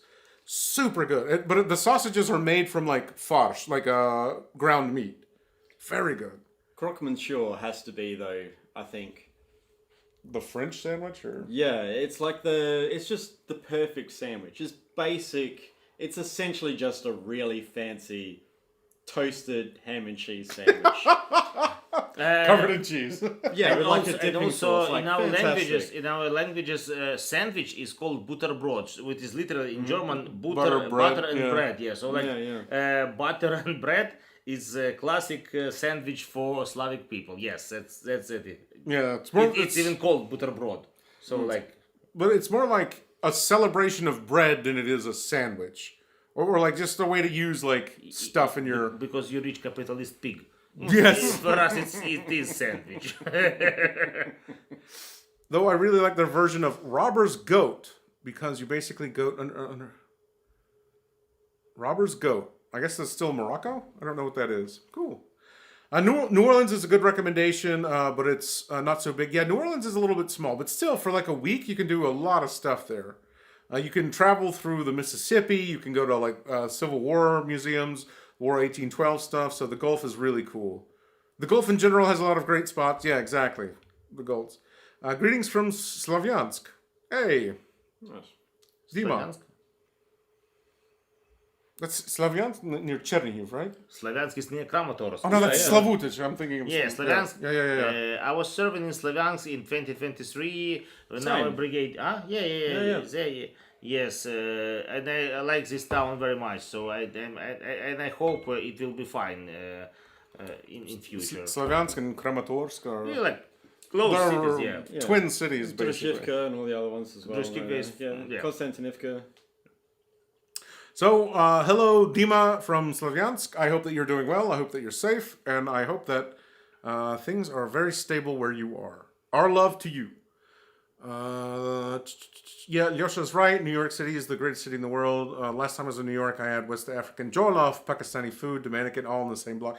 Yeah, like in New York, you can be like, what do I want for breakfast? Like Ethiopian breakfast. What do I want for lunch? I'll have a Peruvian lunch. Like you can literally have. I felt in love to have a lunch in Chinatown in New York. Oh, Chinatown, yeah. It was fantastic. After the Canal Street, if you know New Yorkers, it's fantastic. It's like there's cockroaches on the walls, yes, but still so delicious food. So like you just can stand up and leave. Like you stand here forever. You know that the food's going to be really good when the part of town in New York has nothing in English anymore. It's like absolutely. all in Chinese. And when the officials are rude, hey, wait, what do you want? Yeah. Hey, you want dog? You don't want dog with rice? Hey, you, dog Get with out, rice. get out. I don't understand what you want with me. Hey, dog rice, milk, and cockroaches. Yeah, and that was perfect food. I like the meme where it's like, you know, the Chinese food is going to be good if you hear the owners fighting in the kitchen, like fighting with each other. For me, it's always if there's like the Kid owners' doing children homework. doing homework, and the number one test, like for me, I go into a Chinese place. I want to see some really tacky decorations. Oh yeah, like I want to dragon. see those fabric covers over the couches that haven't been washed since 1980. I want to be able to run my finger across the top of like all of the furniture and get like a good half centimeter of dust, and I know I've found somewhere where I'm going to get the best meal of my life. Sorry, I asked you. Go for it. Finish it off. Polish it off, mate. You're a machine. Yeah, New York City is incredible. Have you ever been to Tennessee? Yes, I've been to Tennessee several times. I don't really have any good or bad memories from Tennessee. I like Gatlinburg. I like some touristy spots and stuff.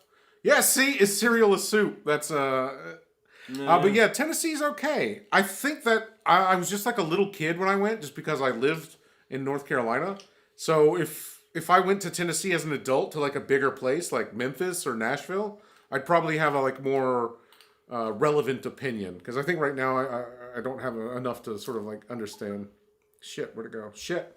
Oh yeah, Cevarchichi, whatever that is. That's the sandwich.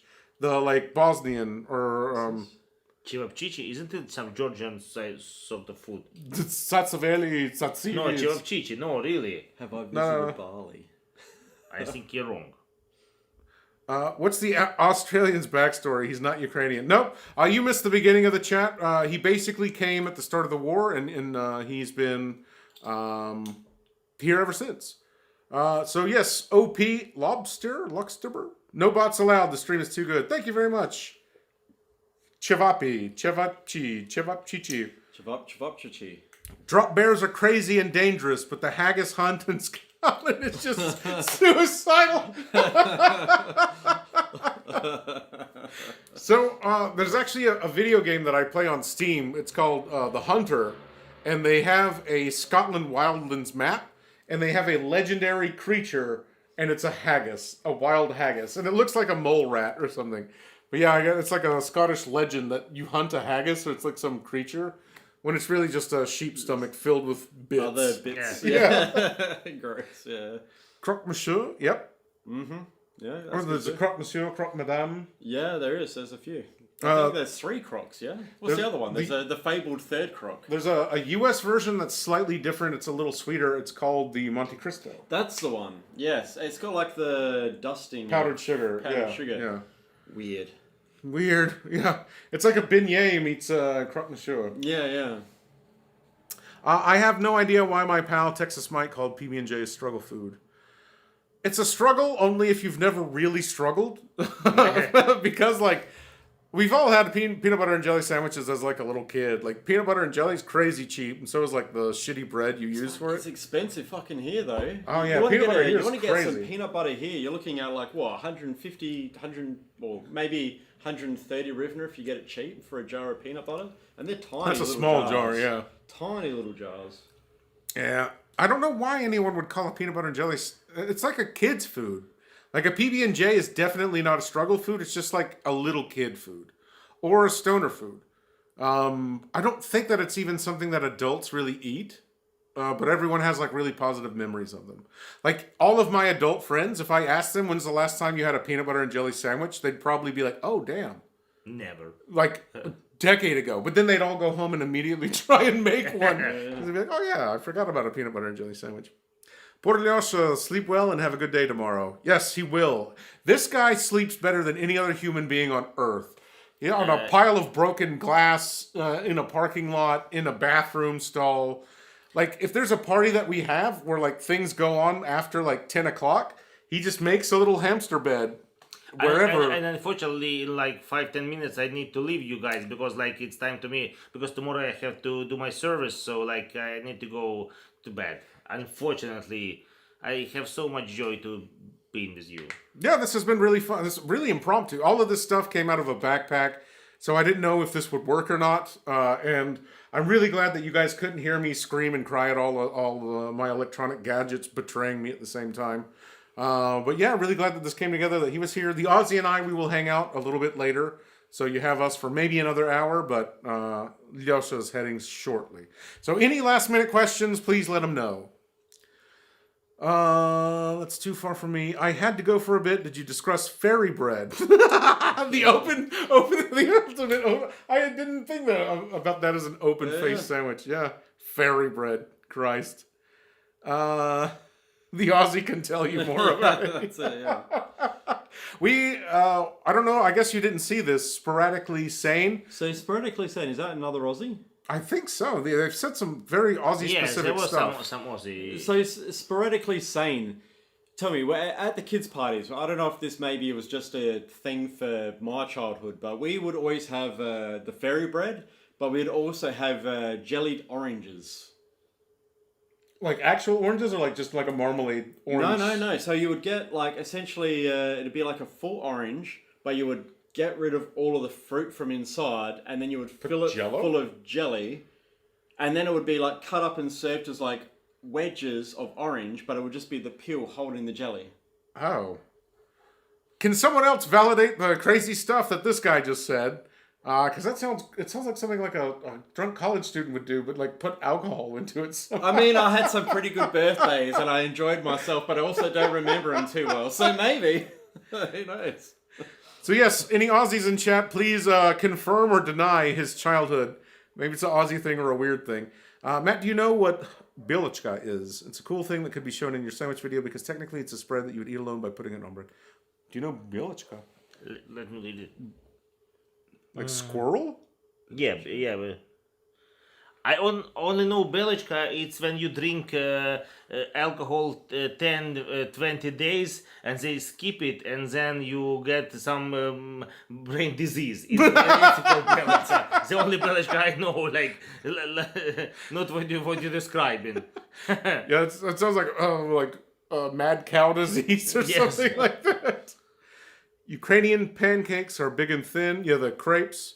But there's also the smaller pancakes, oladi. Yeah. In Ukraine, everything is big and thin. What are the differences between Ukrainian pancakes? I saw some of your sanatorium visit breakfast plates.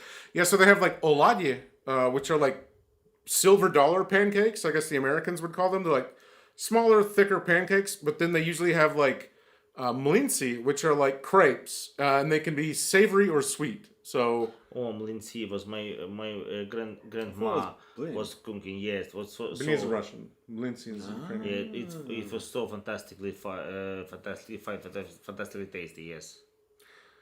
And Chinatown is right next to Little Italy. Oh yes, Little yes, Italy, yes, right yes. next to. But Little Italy's like shrinking. But Little Italy in New York is like taking it over. much smaller. Chinatown. Yes, much smaller. It was only Little Italy in New York was also cool, but it is much smaller than Chinatown. Risk. So like we had more joy from Chinatown. Sorry, Yeah, Italians. But if it's everybody interested, I can tell how we were drinking beer in Little Italy. We were walking from Chinatown, and it was the closest bar. I pulled the door, and it was closed. And we started walking around, and then some guys, hey, come here. He's all closed. No. Did he look like a soprano? No. Yeah, and he looked like soprano. No, please. Come here. Yeah, come here, drink beer. Yeah. And it was so hard to So maybe ask you again. to refuse. Then we came to his bar and we drinking. No, everything was fine. It's like no aggression, but it was so cool. That yes, Hey, come here. come. What beer do you? yes. Have a beer with us. Why are you running away? And Are with you like scared? sopranos, like so big with this haircut guys with dark hair. Yes, it was it looked a bit dangerous, but no doubt it was cool anyway. Yes, it was really. Actually, have you eaten mommy? I don't know what that is. Who's mommy? I have. It's basically a bread soup that we have in Estonia. Yeah, I made a bread soup, churia. Curia? Yeah, Like Russians? yeah. The prison soup that I Fuck. made. No, I hope Estonians have some better soups than Curia. I think that there's no good bread soups anywhere. Actually, no. I think there's one in Italy that's quite good. They make a broth from it. Гороховый суп, як називається? Pea soup. Yes, but usually сухарики you add to this soup. Yeah. So it's like almost the same. Well, like you can add like a dried bread to a soup, but it's Yeah, not yeah. the whole soup. Ah, okay, fine. Chepachipchi, all over Estonia and Albania. Yep. So that little sandwich from the Balkans, that's probably my favorite Slavic sandwich. You know what's funny? My brother's wife is named Kayla. Also didn't happen because a baby recently did. Would you with confidence you both live in the same? Okay, that might not be for me. What other culture's cuisine is most common with Ukraine? For example, in the U.S., I'd say Mexico or Chinese is most common. Wait, what? Georgian. For Ukraine? The most common like cuisines. I think they If mean you like a- most if you common if you cuisines ask me here. what foreign cuisine is common in Ukraine, Georgian for sure. Yeah. You can see so Oh! many restaurants. Sorry, Georgian, I yes. thought which country is the most in common with Ukraine. Okay. No. Sorry, synthwave. That's me not knowing how to read Georgian, for sure. If anyone wants to know where from it goes, like it goes from the Stalin's period when Stalin was eating like only Georgian food because he was Georgian naturally, and it was like from level lower level. It was common became in that Georgian food is food of some celebration of some holidays or something like this, and from that period. Through almost all post-Soviet countries, Georgian food is like food of celebration. That's why still in Ukraine, Georgian restaurants are widespread. Like Georgian food is popular. Many very cool Georgian restaurants. I think it started from Stalin. And also, like, sushi is everywhere here. Yeah. Pizza is everywhere here. Everything Everything is everywhere. No, pizza and sushi are like... When I first came to Ukraine, this was like 13 years ago, the only food that you can get was pizza and sushi, and they sold them in the same restaurant. They still do. They Still do. And they don't do either of them particularly well. Could you imagine, like, you know, like an Italian guy and a Japanese sushi chef, like, but it's a Ukrainian teenager? Forget about it. Like, the amount of skill that is involved in both of those dishes, and you have someone making it at this. Oh God, it's wild. But yeah, there was like a Mafia, the restaurant Mafia. It's no longer here. I think they still do. They have it. Maybe they've closed down in Kharkiv now, but they're everywhere. These Mafia places, and they're so bad. How did they become a chain? Those restaurants called Mafia. Yeah, they're in awful. Kiev, they were popular like Everywhere. 20 years ago. When I first came, they were everywhere. But then soon they closed. There was like, I think the last time I saw Mafia was like 7 years ago. There was one still operating in Obolon in Kiev, and there's also at least one that I know of in Rivne. So yeah, Georgian food is probably the most authentic foreign food that exists in Ukraine, but it's really expensive compared to Georgia. And then you have like pizza and sushi that's like, sometimes it's amazing, but if you go to a place that does both, Shawarma as well. yeah, but that's kind of everywhere though. Yeah, I guess. Yeah. It's like the world's drunk food. But anyway, if you want to try some nice, delicious food, just come to Ukraine. You'll have numerous possibilities. Like enough food, Ukrainian food, Georgian food, something different food. Like it's enough. Especially in Kiev. Yeah. I would say especially not in Kiev. Well, no, Kiev's got some great restaurants there. I think most big cities in Ukraine have fantastic restaurants, including Kharkiv. Yeah, we got Mao. Mao's great. I think that it's a little sad. A lot of the restaurants in Kharkiv are closed, but hopefully after the war they reopen. So yeah, Synthwave, very good question. Georgian food is probably the biggest sort of foreign cuisine that's in Ukraine. The hunter. Sadly, I was not able to kill a hag. So another guy played the hunter. Yargo. I think you're German, right? If I'm trying to remember all the names. So guys, I choose you, and I need to go home to go to the bed because I need to do my service tomorrow. Thank you for coming. Thank you for joining us. Like every time, every day, I'm happy to see you. Hope we will make some good content for them, for you, and I hope them will be cool enough to make good content when I leave. The stream will fall apart. So everyone, thank Lyosha for joining us. Thank you, Lyosha, guys. Thank you for joining as well. We'll stick around for probably another 30 minutes minimum, hour maximum. So we'll be hanging out with a little bit of a tomato chaser. Naked. Nice. It sounds fine. Thank you, guys. Do you need anything else? You got taxi, all that stuff? No, I'll call you. Just do what you do. Do what you do. Do what you do. Sounds like a disappointed mom. No, whatever you do. I'll scooch over then, shall I? I got some more space on the couch. All right, PB&J is not a struggle food. It's a local food. Yeah. Peanut butter and jelly is not a struggle food. By the way, I heard that Piana Vishnya from you in Ukraine, a friend of mine, we got one in Lviv looking forward to. Oh, if you haven't tried Piana Vishnya, it's incredible. It's a really cool. You've had Piana Vishnya, yeah? I don't know, what is it? It's like the sweet sort of cherry liqueur. Oh, yeah, wine yeah, type yeah, thing yeah, of from course. Lviv. Yeah, yeah. I really. Drunk cherry. Yeah. Yeah, that stuff. And homemade versions as well. Oh yeah. Great. I really like Piana Vishnya. I think that the like Ukrainian tinctures and stuff, they would be like so globally popular. So really love some of their tinctures and stuff. Piana Vishnya is the best though. Just can't drink a lot of it because it's so sweet. Yeah. Oh god, I lost the chat again. Look for the Shvili guys. Yeah, okay. PB&J is not a struggle food. I had a lot of a lot of adults eat it. The Uncrustables. Oh, so there's like a peanut butter and jelly sandwich that's like circular that you buy, and like it's just cut with the crust off of it. I don't know why you would like buy a Why would you pre-made. Yeah. It's like, can you really not operate two knives and open two jars? That's like a level of laziness that's I've crazy. actually been taking PB&J along when I've been doing my drone course. Really? Yeah. Just because I can slap it together. It's super easy, and it's just, I don't know, it's tasty. And it's got some protein and a bit of sugar. It's got sugar, protein, Yeah. carbohydrates. Yeah, you could probably live on PB&J for quite a long time. Yeah, so Lyosha. Am I saying that right? Lyosha. The Georgian guy, if you want to give that Piana Vishnya a try, I would say just open it and try it. You don't have to wait for a special occasion. But then again, once you open it, it's really hard to not go back to it every now and then.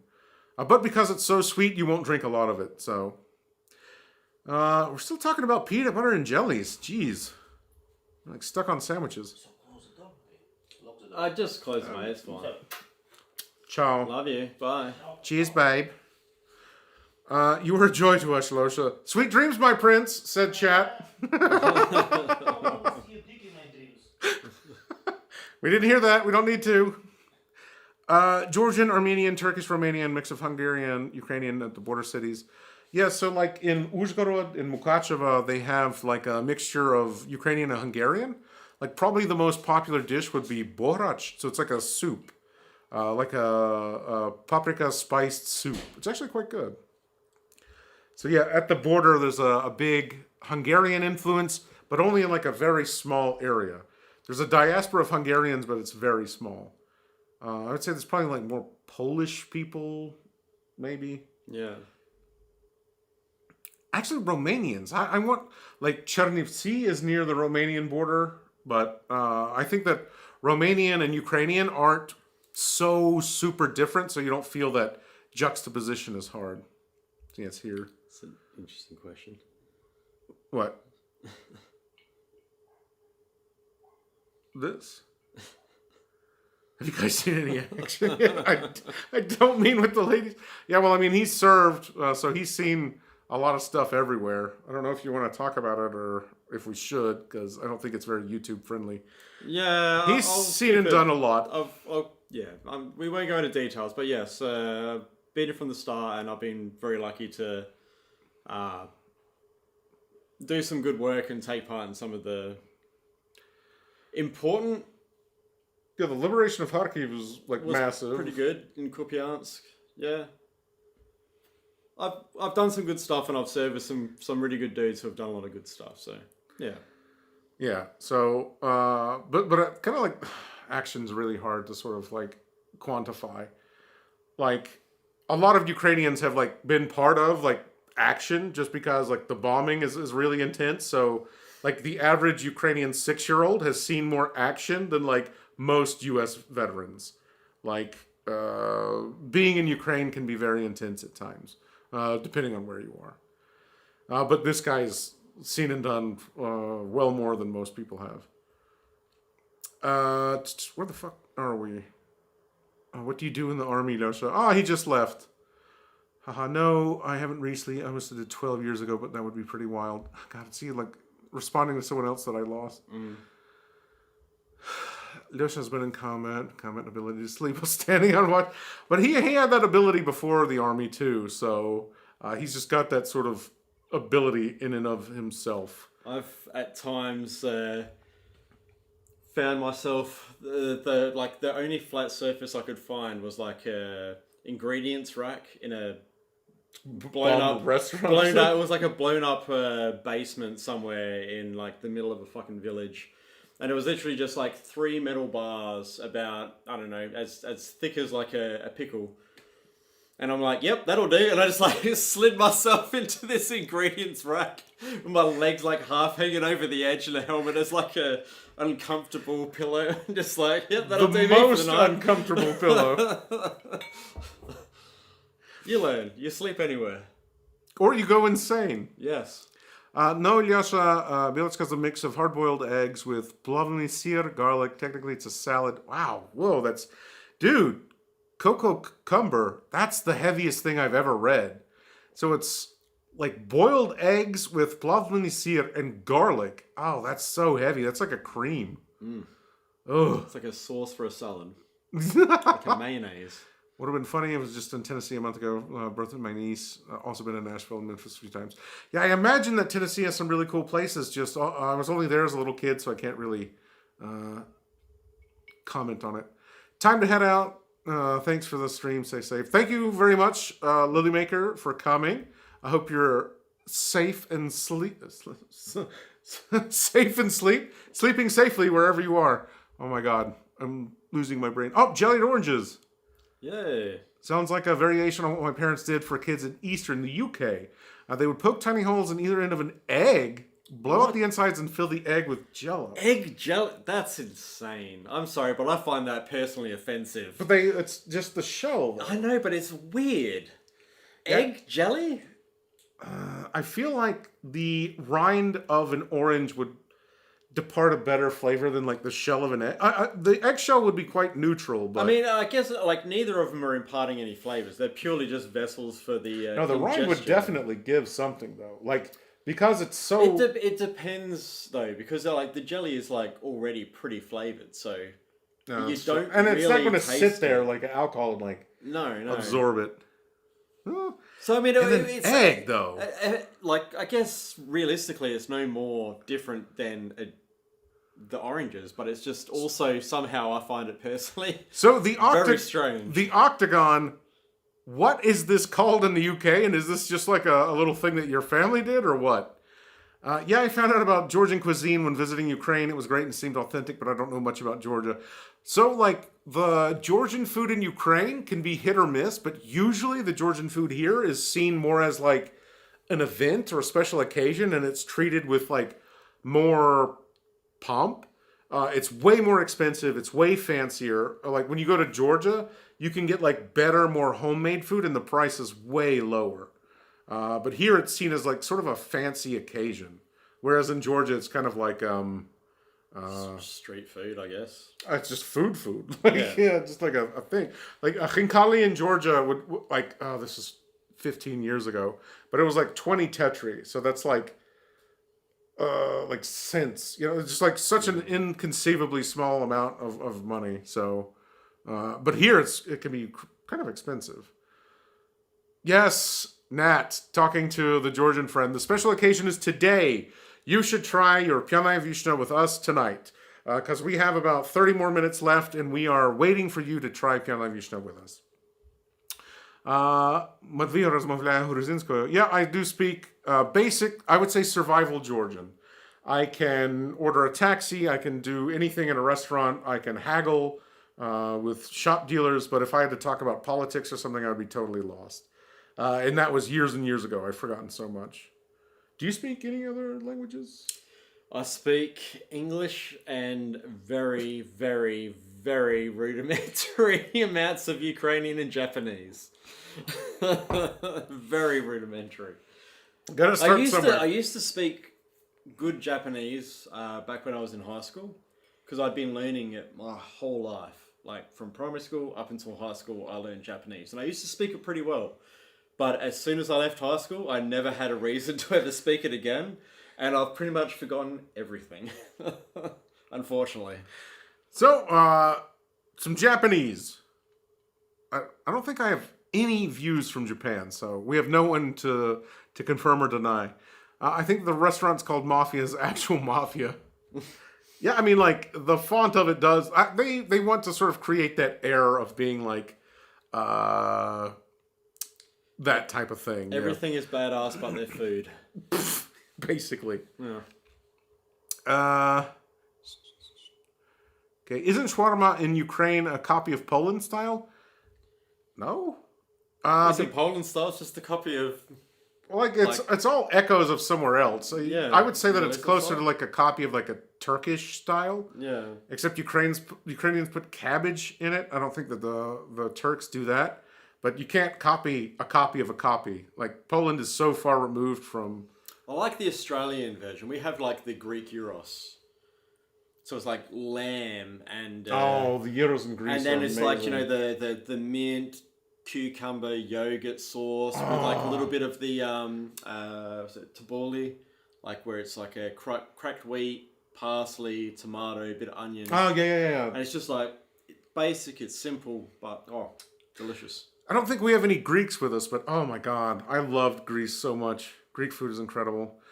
Georgian cuisine's unlike anything else. Грузинська кухня ні на що не схожа, тому вона краща.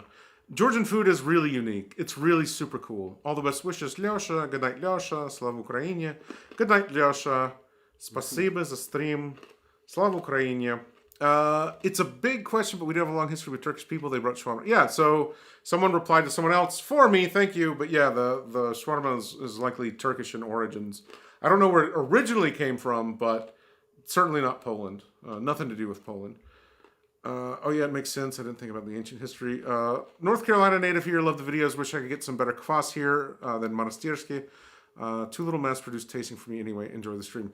So, Nostromo, thank you very much. I'm not sure where in North Carolina you are. If you're in like a major urban setting.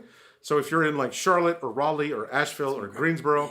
Can you get me one too, please? I certainly can. Thank you, sir. So you can probably go to like an Eastern European deli or a Slavic store. Just Google like Slavic store, Russian grocery, Ukrainian grocery, or just like an international shop, and you'll probably find more modern kvasses because Monastirsky is very old. It's very old. But like I would say, like kvass Taras is probably the most exported kvass from here and the best, in my opinion. So, Nostromo in North Carolina, from one native to another, I hope that you find some good kvass there. Lyosha's drinking while on service. No, he's sort of on break. That's kind of why we're here, but it starts tomorrow. So he probably shouldn't, but he's not on service tonight. When he goes back on duty, he doesn't drink. So that's why he takes it to the midnight to when he shouldn't be doing it. Always to the limit. But no, you definitely do not drink while on duty, and it's super frowned upon. You can get in big trouble.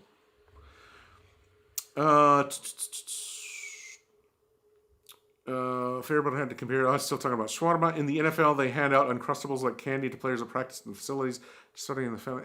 80,000 Crustables? Jeez. The NFL really eats that many? God, that's kind of terrible. Uncrustables are like for little kids. I mean, they're cool because they've got like protein and sugar and that sort of stuff, like what a very active body would need. But I could imagine that there's got to be 1,000 better ways to feed an athlete than an Uncrustable. And I imagine that, do they have the palate of a child? I mean, if your job is to get hit in the head all day, maybe. Uncrustables are also good drunk food. Yeah, a drunk food and a simpleton athlete. Not a huge difference, I suppose. So up next from the Red Cat Brewery, we have a Weissboxen, Weissenbock. So really neat artwork on these Red Cat bottles as well. Did you want one? Yeah, I'll try this one. We can split it. I need a. I think I feel like I need a Do you have your glass, non-dark or- beer. I do. It's. Do I? Yes. There we go. Okay.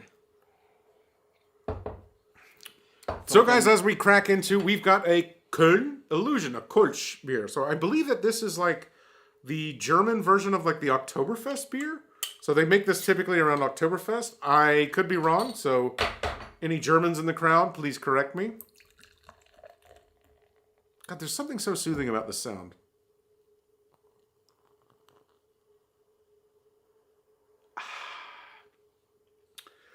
Chocolate. So cheers, guys. I'm going to scull this one just to clear some space. Actually, I'll pour it into this glass. Give you some ASMR. Do love the sound of a pouring beer. Oh, yeah. This channel's about to get real dark.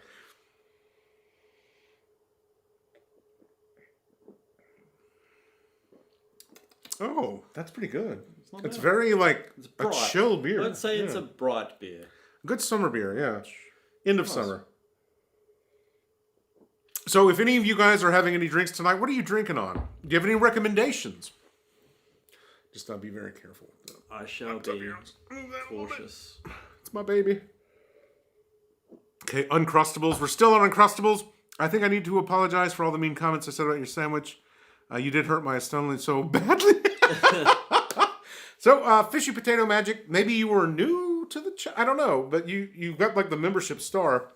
I do not mean any harm when I review something. And then also, likewise, if I like something, it doesn't mean that I like the country that it comes from. Because I've reviewed some, Russian origin stuff, and I've liked it, and fuck Russia! So it's not really, a sort of a reflection of your country or your culture. It's just that specific thing. And I don't want to be a food reviewer who blows smoke. Everything's great, everything's awesome. If everything's great, then it leaves no room for improvement, and then there's no... you don't believe anything that I say. If I like everything, then I like nothing, you know? It just sort of loses its dimension, you know? Yeah. If everything's great, then nothing's bad, so...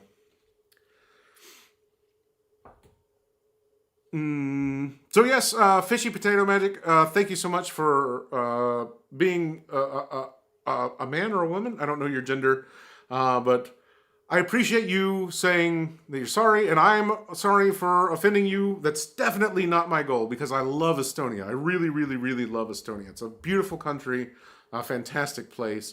You guys have a lot of amazing things. Just didn't like that sandwich. Hey man, you're awesome. My family loves watching your videos. I really hope you're safe. Oh, family thing. That's so cool. I've actually seen several times where people will send pictures on Instagram, me and my family watching your video, and it's that's cool. Wow, Nice. You know, it becomes a weekend sort of thing. So I really appreciate that. That's really cool. So hopefully you'll incorporate some Australian into your watching habits. This guy's seen comment, he doesn't even clip eyes. Clip eyes? What? I don't know what that means. So, 321 Gaming, thank you very much. Glad to be part of your family traditions. Hope that it continues. They're trying to say I've got a fucking 1,000-yard stare or some shit. just that meme of the Marine just staring into the distance through the video. Yeah, I don't think he's got the 30-yard stare yet, and he hasn't snapped and lost himself. That you know of. No, not yet. Yeah, it's coming. It's coming.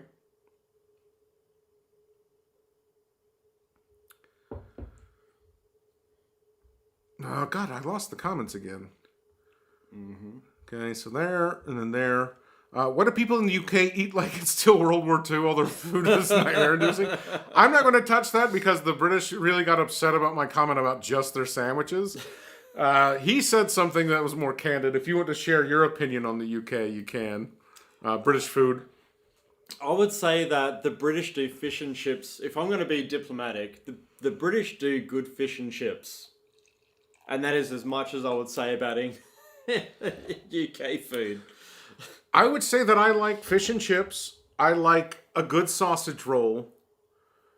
I like a good Sunday roast and Yorkshire pudding. I think that everything else. I think that this comment. Who made that? Big C Productions. Yeah, they make food like the Germans are still flying overhead. Yeah, So yeah, English food can be very grim, but not totally bad. It's not irredeemable.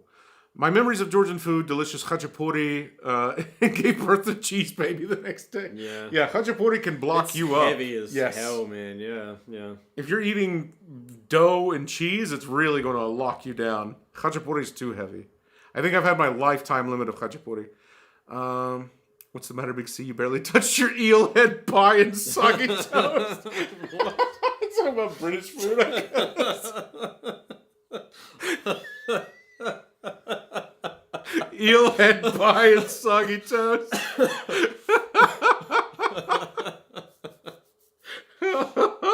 It does sound like something out of like a Game of Thrones episode or something like. That's good. Poles and Hungarians share a remarkable amount of culinary and cultural habits. Polish beer is much better, though. Runs deeper in history, not to mention vodka and mead. Yeah, so some of the spirits from Poland are really, really, really incredible. I don't know what a Hungarian spirit would be. Hungarian spirit? Yeah, I don't know what the national spirit of Hungary is. Are any Hungarians here? Let us know what the Hungarian spirit or national drink of Hungary is. I had a Hungarian on my team once, but no one could really understand what he was saying. I was known as the Hoyt Whisperer, though. Like, because you were able to I was somehow able to like connect? somehow understand what he was saying. He would say things, and then people would look at me, and then I would translate, and then somehow it worked. But never really talked about drinks. He used to just drink a lot of Pilsner. No, fair play. Pilsner's awesome. Especially this one. God, no, this isn't a Pilsner. This is Korch. Very easy drinking. Really good. It is really good, yeah. I've been smashed smashing this it, yeah. That was one of the things I used to dangerous, do with my even. guys. I used to pay attention. Whatever they like drinking, I would always just make sure I always had that stocked up, ready to go. So after a mission, everybody had their favourite beers, their favourite whatevers, ready to go. That's a good tip. Anyone out there, if you want to be a good friend or lover, for most women, remember a sweet or a treat that they like. For most men, remember their favorite beer or whiskey. Because it really means a lot, not just from like a romantic standpoint, but from like a camaraderie standpoint. If someone can remember that little nugget about you, then it means a lot. The point of jellied egg is that you break open the shell, not to get the boiled egg, but they were expecting, but a piece of chilled juice, then clean up. Yeah. You know what? Actually, I'm Like a surprise The more or something? I don't know. I feel like the more that I'm thinking about it now, it actually makes sense. Imagine like with an orange. It's Is like that the experience of it? They're or? already cut up. Like the jellied oranges. It's like you get it. A slice. It's already just the slice, and you just get the orange, and you suck the jelly. Whereas with an egg, I guess if the way that they're doing it, if I'm thinking it right, it's like it looks just like an egg, and then you like almost roll it like you would a boiled egg, peel it, and then it's jelly. That's actually even more exciting. I can understand that being a thing. I don't see kids getting excited about the prospect of boiled eggs. I feel like that would be. No. I feel like that would be very boiled disappointing. egg crack and then Jello. Oh, Yeah. that changes the calculus. So what are the two of you sipping on? I just joined the chat. Can you introduce who you're sitting next to? I heard Lyosha left. So if you're new, Ron, so this is our Aussie friend Johnny. He serves in the several different places. I'm not going to say, we already talked about that, but he's a soldier here in Ukraine. We did a Australian snacks video earlier where he was introduced. So we got the gang together. We're here in Kharkiv. And he is here with us now. So if you have any questions about Australia, any questions about Foster's being the best beer on earth, and his favorite beer, he talks about it all the time. On the stream he gets very shy, but yeah. So that's who we have here. We have my good friend Johnny 5 from Australia. You foodie guys and ladies, this is crazy. No special name for the jellied egg as far as I know. Maybe it's just a family thing. Yeah, maybe it is, but it's kind of like the logic. I was like gravely offended when I first heard the suggestion of the jelly egg. Well, I think because you heard like egg, but it's just the shell. It's like the form factor. Yeah. I mean, for me personally, I perceive I'm a big fan of fried eggs or using eggs in cooking. But like a boiled egg to me is just a fart encased in substance, and I can't get behind a boiled egg. But yeah, I don't know. The jellied egg actually sounds kind of fun because you have to like crack and roll. And, it's like a tactile experience. Yeah, and I'm all 100% behind the boiled egg now. Not the boiled egg, the jellied The boiled rolled, egg. yeah, whatever the it is, fake yeah. boiled egg.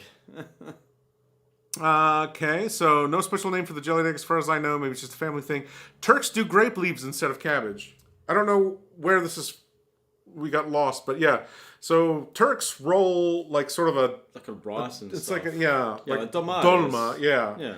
I think the Armenians say tolma, the Turks say dolma, but it's like a rolled grape leaf, where the Ukrainians do cabbage. But the stuffings are also different as well. Like some of the Turks will do like lamb. There's even some vegan options, but I think that's gross. Like, I know the ones where they're just like rice and the grape leaf, and then they're just sort of like a bit of pickle juice sort of thing. yeah, but usually they're that's not like a bad. smaller part of like a larger meal at that. Yeah, yeah. Like a hoopsie is the only thing that you can eat and you'll be filled up. Yeah, But like, yeah. With like the grape version with no meat, it's usually like accompanying something. Yeah, else. it's and with almost like yogurt. something from like a antipasto platter. Sort of Yeah, thing. yeah. So, guys, we're going to try another beer, maybe our last or second to last. So, cheers, guys. We are running out the clock, and my battery on my laptop's getting low. So, if we just vanish, if you didn't hear a big boom, it didn't mean that we got blown up. It just means that the signal died. So, we're getting towards the end. What have you two been sipping on? Okay, so we just got that. Food guys are crazy. Thank you for the memberships. Not a fan of your country, but I like your content. I'm not sure which country you're talking to. If you don't like America, that's fine. I don't like America either, but if you don't like Ukraine, you're definitely in the wrong chat. Yeah. I will fire so many asses right now. But Greek gyros and Turkish shawarma are variations of the same. Okay. Okay, so someone's definitely going to fire up some people. Yeah, so the gyro and the shawarma probably do have like a similar origin, but they're so different. It's like how humans and chimpanzees have the same relative, but like they've evolved so differently that they're really, really different now. It's like the construction is pretty much the same, but it's almost like you're comparing I don't know, like a brick dwelling to... I don't want to be offensive. A hut? Kind of. But I'm going to say that yes, for me, the Greek gyros is the far superior of the two. I think that, yeah, I would say like the shawarma is really nice when you're drunk, but so is a gyro. Yeah. But I'm also very partial as an Aussie to lamb, so that's why it does it for me, because usually it's always lamb, in Australia anyway. Aussies and Kiwis, they're like massive, massive lamb producers. I think there's more like lambs in Australia and certainly in New Zealand than there are people. We've actually got I think the largest wild camel population in the world is actually in Australia. Really? Oh, well, that makes sense. You've got the climate and the landmass for it. And they brought out a lot of camels and stuff because we brought out a lot of Afghans to build the railway. It's like, what is that? The Australian that wanted to hunt rabbits, so he let some rabbits Yeah, go. And yeah, now yeah. there's like And now they're everywhere. 100 million rabbits. And then we had to go and create some sort of like contagious cancer that spreads like the flu to try and keep them under control. That sounds like how Resident Evil started. Yeah, exactly. We're just like, we'll do fences, and it's like, that didn't work. How about contagious cancer and hope it doesn't jump species? That's the one. It's like, let's build wolves. Oh no, we have too many wolves. Let's get bears. No, we have Like on the Simpsons. Like, what about the snakes? Isn't that worse? Well, we got this species of gorilla. Aren't the gorillas even worse? Well, that's a beauty. When it comes around to winter, they all just die. That's us. This is what happens when you allow politicians to make ecological decisions. Sourpuss Porty, Opilia is the best kvass. Opilia is very good kvass. But I don't think that Opilia is exported. I think that the best exported kvass is kvass Taras. I don't think that Opilia is exported. But if anyone from the States, they see Opilia kvass, try it. Light kvass or dark kvass? I'm a dark kvass guy all the way. All the way. All the way as well. Yeah, Still? definitely. Okay. Yeah, dark kvass. I would say that all kvass is pretty good, but I really like dark kvass. There's something magical about it. So yeah, we had the Appreciate It, I'm Charlotte born. I'm also. But Monastirsky is kind of what they had. Unfortunately, found a couple others, but not Taras. So there is Nostromos, if you're a little bit outside of Charlotte, there's a place called Golden Key. Search for that, they might have it. On Independence Boulevard, there's an international store near where like an old closed down Best Buy used to be. There's probably some cost there. I haven't been in Charlotte in a long time. But I know that they have more. I know the one that you're talking about, and it's a really grim, depressing store. So try and look at international stores, not just Slavic stores, but they might have it. They might have it. Charlotte's a big place. They've got a lot of stuff. But hey, go Charlotte. So Nostromo, find me on Instagram, add me. I like to connect with Charlotteans. So doner kebab is mostly today invented in Germany by Turkish people. Okay, we're still talking about kebab. I lived in Germany for several years and I missed doner. We're not talking about sandwiches anymore, thank God. So we've moved on to a new topic, to kebab. So, kebab, cheers. Okay. I lived in Germany for several years. I miss doner kebabs. Yeah, so the kebab in Germany is very specific because there's such a massive Turkish diaspora that it's become like its own thing. It's like the number one outside of like Germans. I believe Turkish is the number one. What's the word? Donor? Nationality. Yeah, for sure. When I was in Germany, I heard like more Turkish than German in certain parts. Kirsch is a special beer brewed in Cologne, but it tastes like piss water to me. That tasted really good. It's very light. I will say that. Like, this is much heavier now, switching to that other beer. Yeah. But I really like that. If we had like 10 of those, that would be nice. So this is one of those things where it's like sometimes you just want to be, if you're drinking a lot of beer, you just want something that's not too flavoursome. You want too something that's heavy, yeah. You want it to be like light, but not too light. You don't want it to be like what was some good examples like Tui's New and some other ones where they're light and for the first few you're like, oh fantastic, this is easy, I can just drink these all day. But then you get to like 3 or 4 and you're like, actually I need some flavour. I'm just drinking water but with like side effects. With calories, yeah. Yeah. Oh no, Kirsch, no. Nothing in common with Oktoberfest. Oh, we're still on Kirsch, yeah. German Aryan hates it.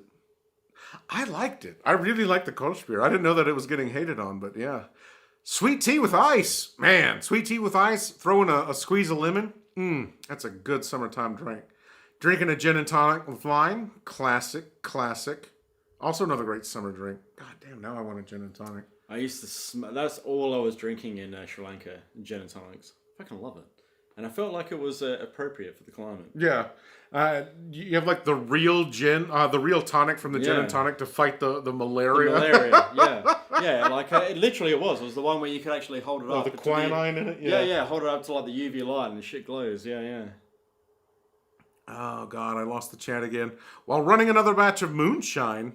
Is that really? Oh. Who's running moonshine? Ron. Getting wild. Run me some moonshine. Doing some moonshine. Doing the bull dance. Feeling the flow. Working it. So I might be out of Pilsner Raquel. Oh, that's an emergency situation. Being out of Pilsner is a sad time. I have wine. It's in a bag. Lori. Laura Ganet? Lori Gamay? We're gonna butcher that, whatever it is. I recommend any KC Beer Company American beer. Missouri is much better than Budweiser. Yeah, Budweiser's terrible.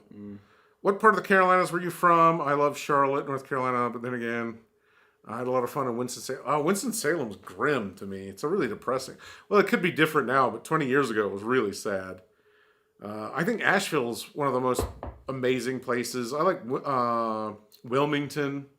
But yeah, I think Charlotte's the most fun. Charlotte and Raleigh. I just polished off a bottle of Spanish Roya. Cracked open a spice. Oh, dude! Nice. You're an animal. Going from Spanish red wine to spiced rum. You're stronger than me. I like it. I'm down. I live near wine country in my area, so the wine is cheap. Yeah. Good, cheap, locally produced wine is really fantastic. Like, if you live in a wine-producing area, like when I lived in Georgia, you have access to so many amazing local wines. Some of them taste like vinegar, and they're awful. But you like hit these local producers who've been just doing it for the love of the game for like their whole life. Like you would Australia's probably the same way. Australia has some especially South Australia. We have some of the best wine regions legitimately in the world. Like you got Clare Valley, Barossa Valley, McLaren Vale. I'm sure there's another one I'm missing. Insert like and others. One, and others. But yeah, like really, really good wine. But even here in Ukraine, you guys got some like great wine here as well. Like I was down not too long ago. I was taken down to Sharbo, the Odessa. Yeah. down to Odessa there, and like the wines there, and like the winery was amazing. Really good wines. There's a wine here called Odessa Black that I really like. I'm not like a huge wine guy though. So most of the British fish and chip shops are actually run by Turkish immigrants. Yeah, I mean, like a lot of the sort of food service industry has been outsourced to like whoever the largest minority group. Like most restaurants in the States are run by Mexicans. Like, so it's kind of suicidal to want to kick out Mexicans. Like they do all the like really gruesome labor that no one wants to do. Why did my gardening get so expensive all of a sudden? Yeah. Why is my house costing so much more money to build? Why are strawberries $26 a pound now? Looks like your YouTube channel is getting popular. More subs, news channel interviews, friend groups expanding. You're famous. I wish. I think that I'm mildly internet. I'm a curiosity at this point. The goal is to become sort of like a culinary ambassador for Ukraine. That's sort of like my goal. So I make cheeky, fun little videos, but at heart, I really want to sort of be more like a Bourdain. Mixed with sort of like an ambassador. Kharkiv looks like a great place to live, minus the bombs. Yes. Even with sort of like the bombing and stuff, like a lot of stuff's boarded up. Whoever's selling glass must be making a fortune because like windows get blown out all of the time. And plywood. That's the two things you want to be investing in if you're in this city is glass, like windows, or plywood, because there's not enough glass available. And you'll make a fortune. Yeah, so we are down to 9. If you have like a charge, we can plug this in and maybe take it another 30 minutes, but otherwise we're going to... What sort of charge? USB-C. USB-C? Yeah. Ha! I can try. Actually, my good cable is... So we are running out of battery. We're trying to find a way to sort of extend this another 10 minutes or so. Hungarian Polanka. Oh, yeah, so... a vodka-based fruits, yeah.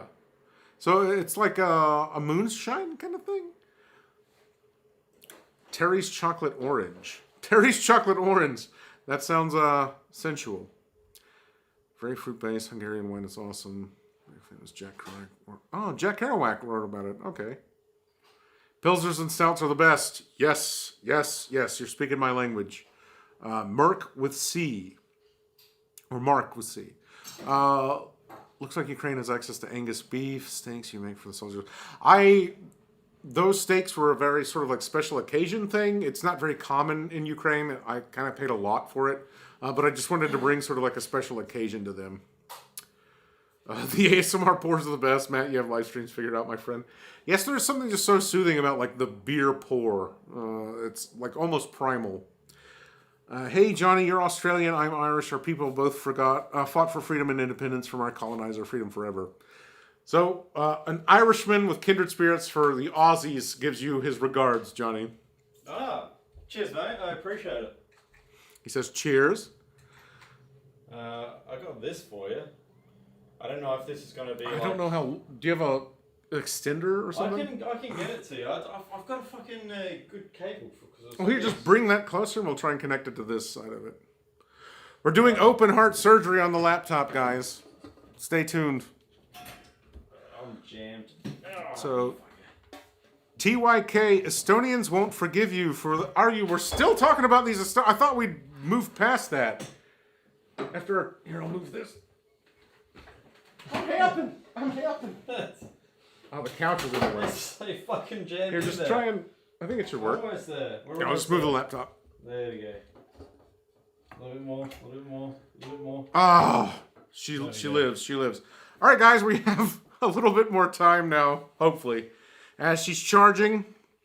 Johnny, have you seen Mr. In Between series? Whoa, I just started watching it, but obviously I'm here. I'm like region locked, so I have to go by totally legitimate websites on the high seas on the high seas to watch it, because I hadn't seen it before I came out here. I haven't even heard about it, and I heard about it like as it ended. Apparently, I got it looks cool though. It's really good. I got 3 episodes in, and then randomly the site that I was using every episode after was only in Ukrainian, and there's no option. There's no option I can find to watch do it original? in like original. So that's unfortunate. Maybe it was like 4 episodes in or something, but yeah.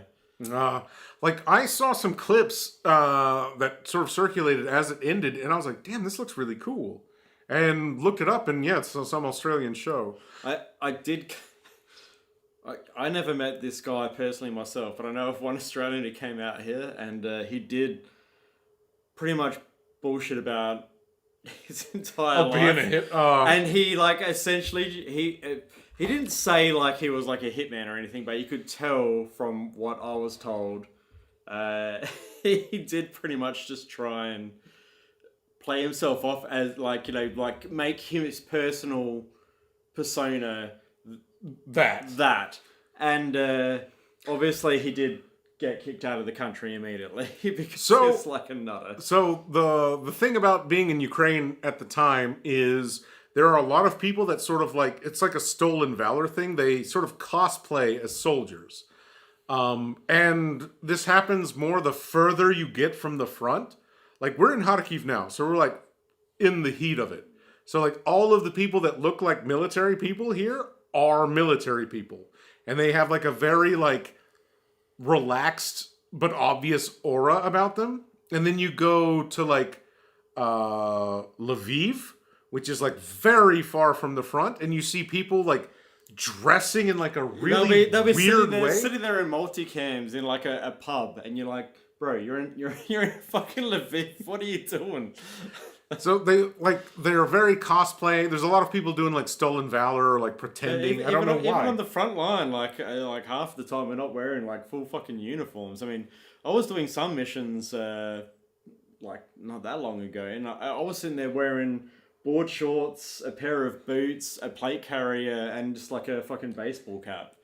Like no, like I've seen guys wearing basically Crocs. Yeah, and like yeah. Exactly. They've just got like the ceramic plates and the helmet, and they're almost naked because like it gets crazy hot and like yeah. So there's a lot of people that sort of like cosplay as soldiers here, but it's more like further from the front. So in like Lviv, you see a lot of people pretending to be soldiers and stuff. Okay, so that one guy said Estonians won't forgive me.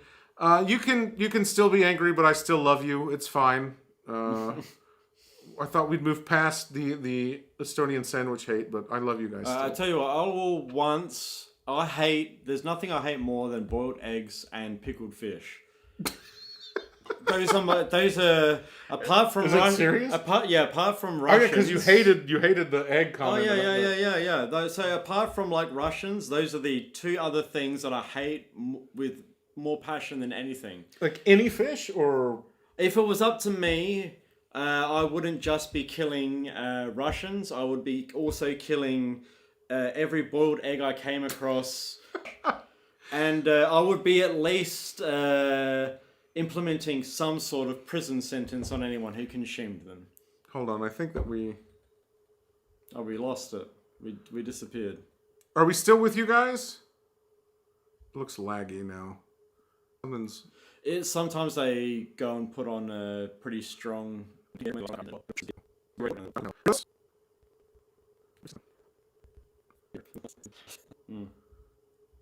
could be like a software. Oh, so what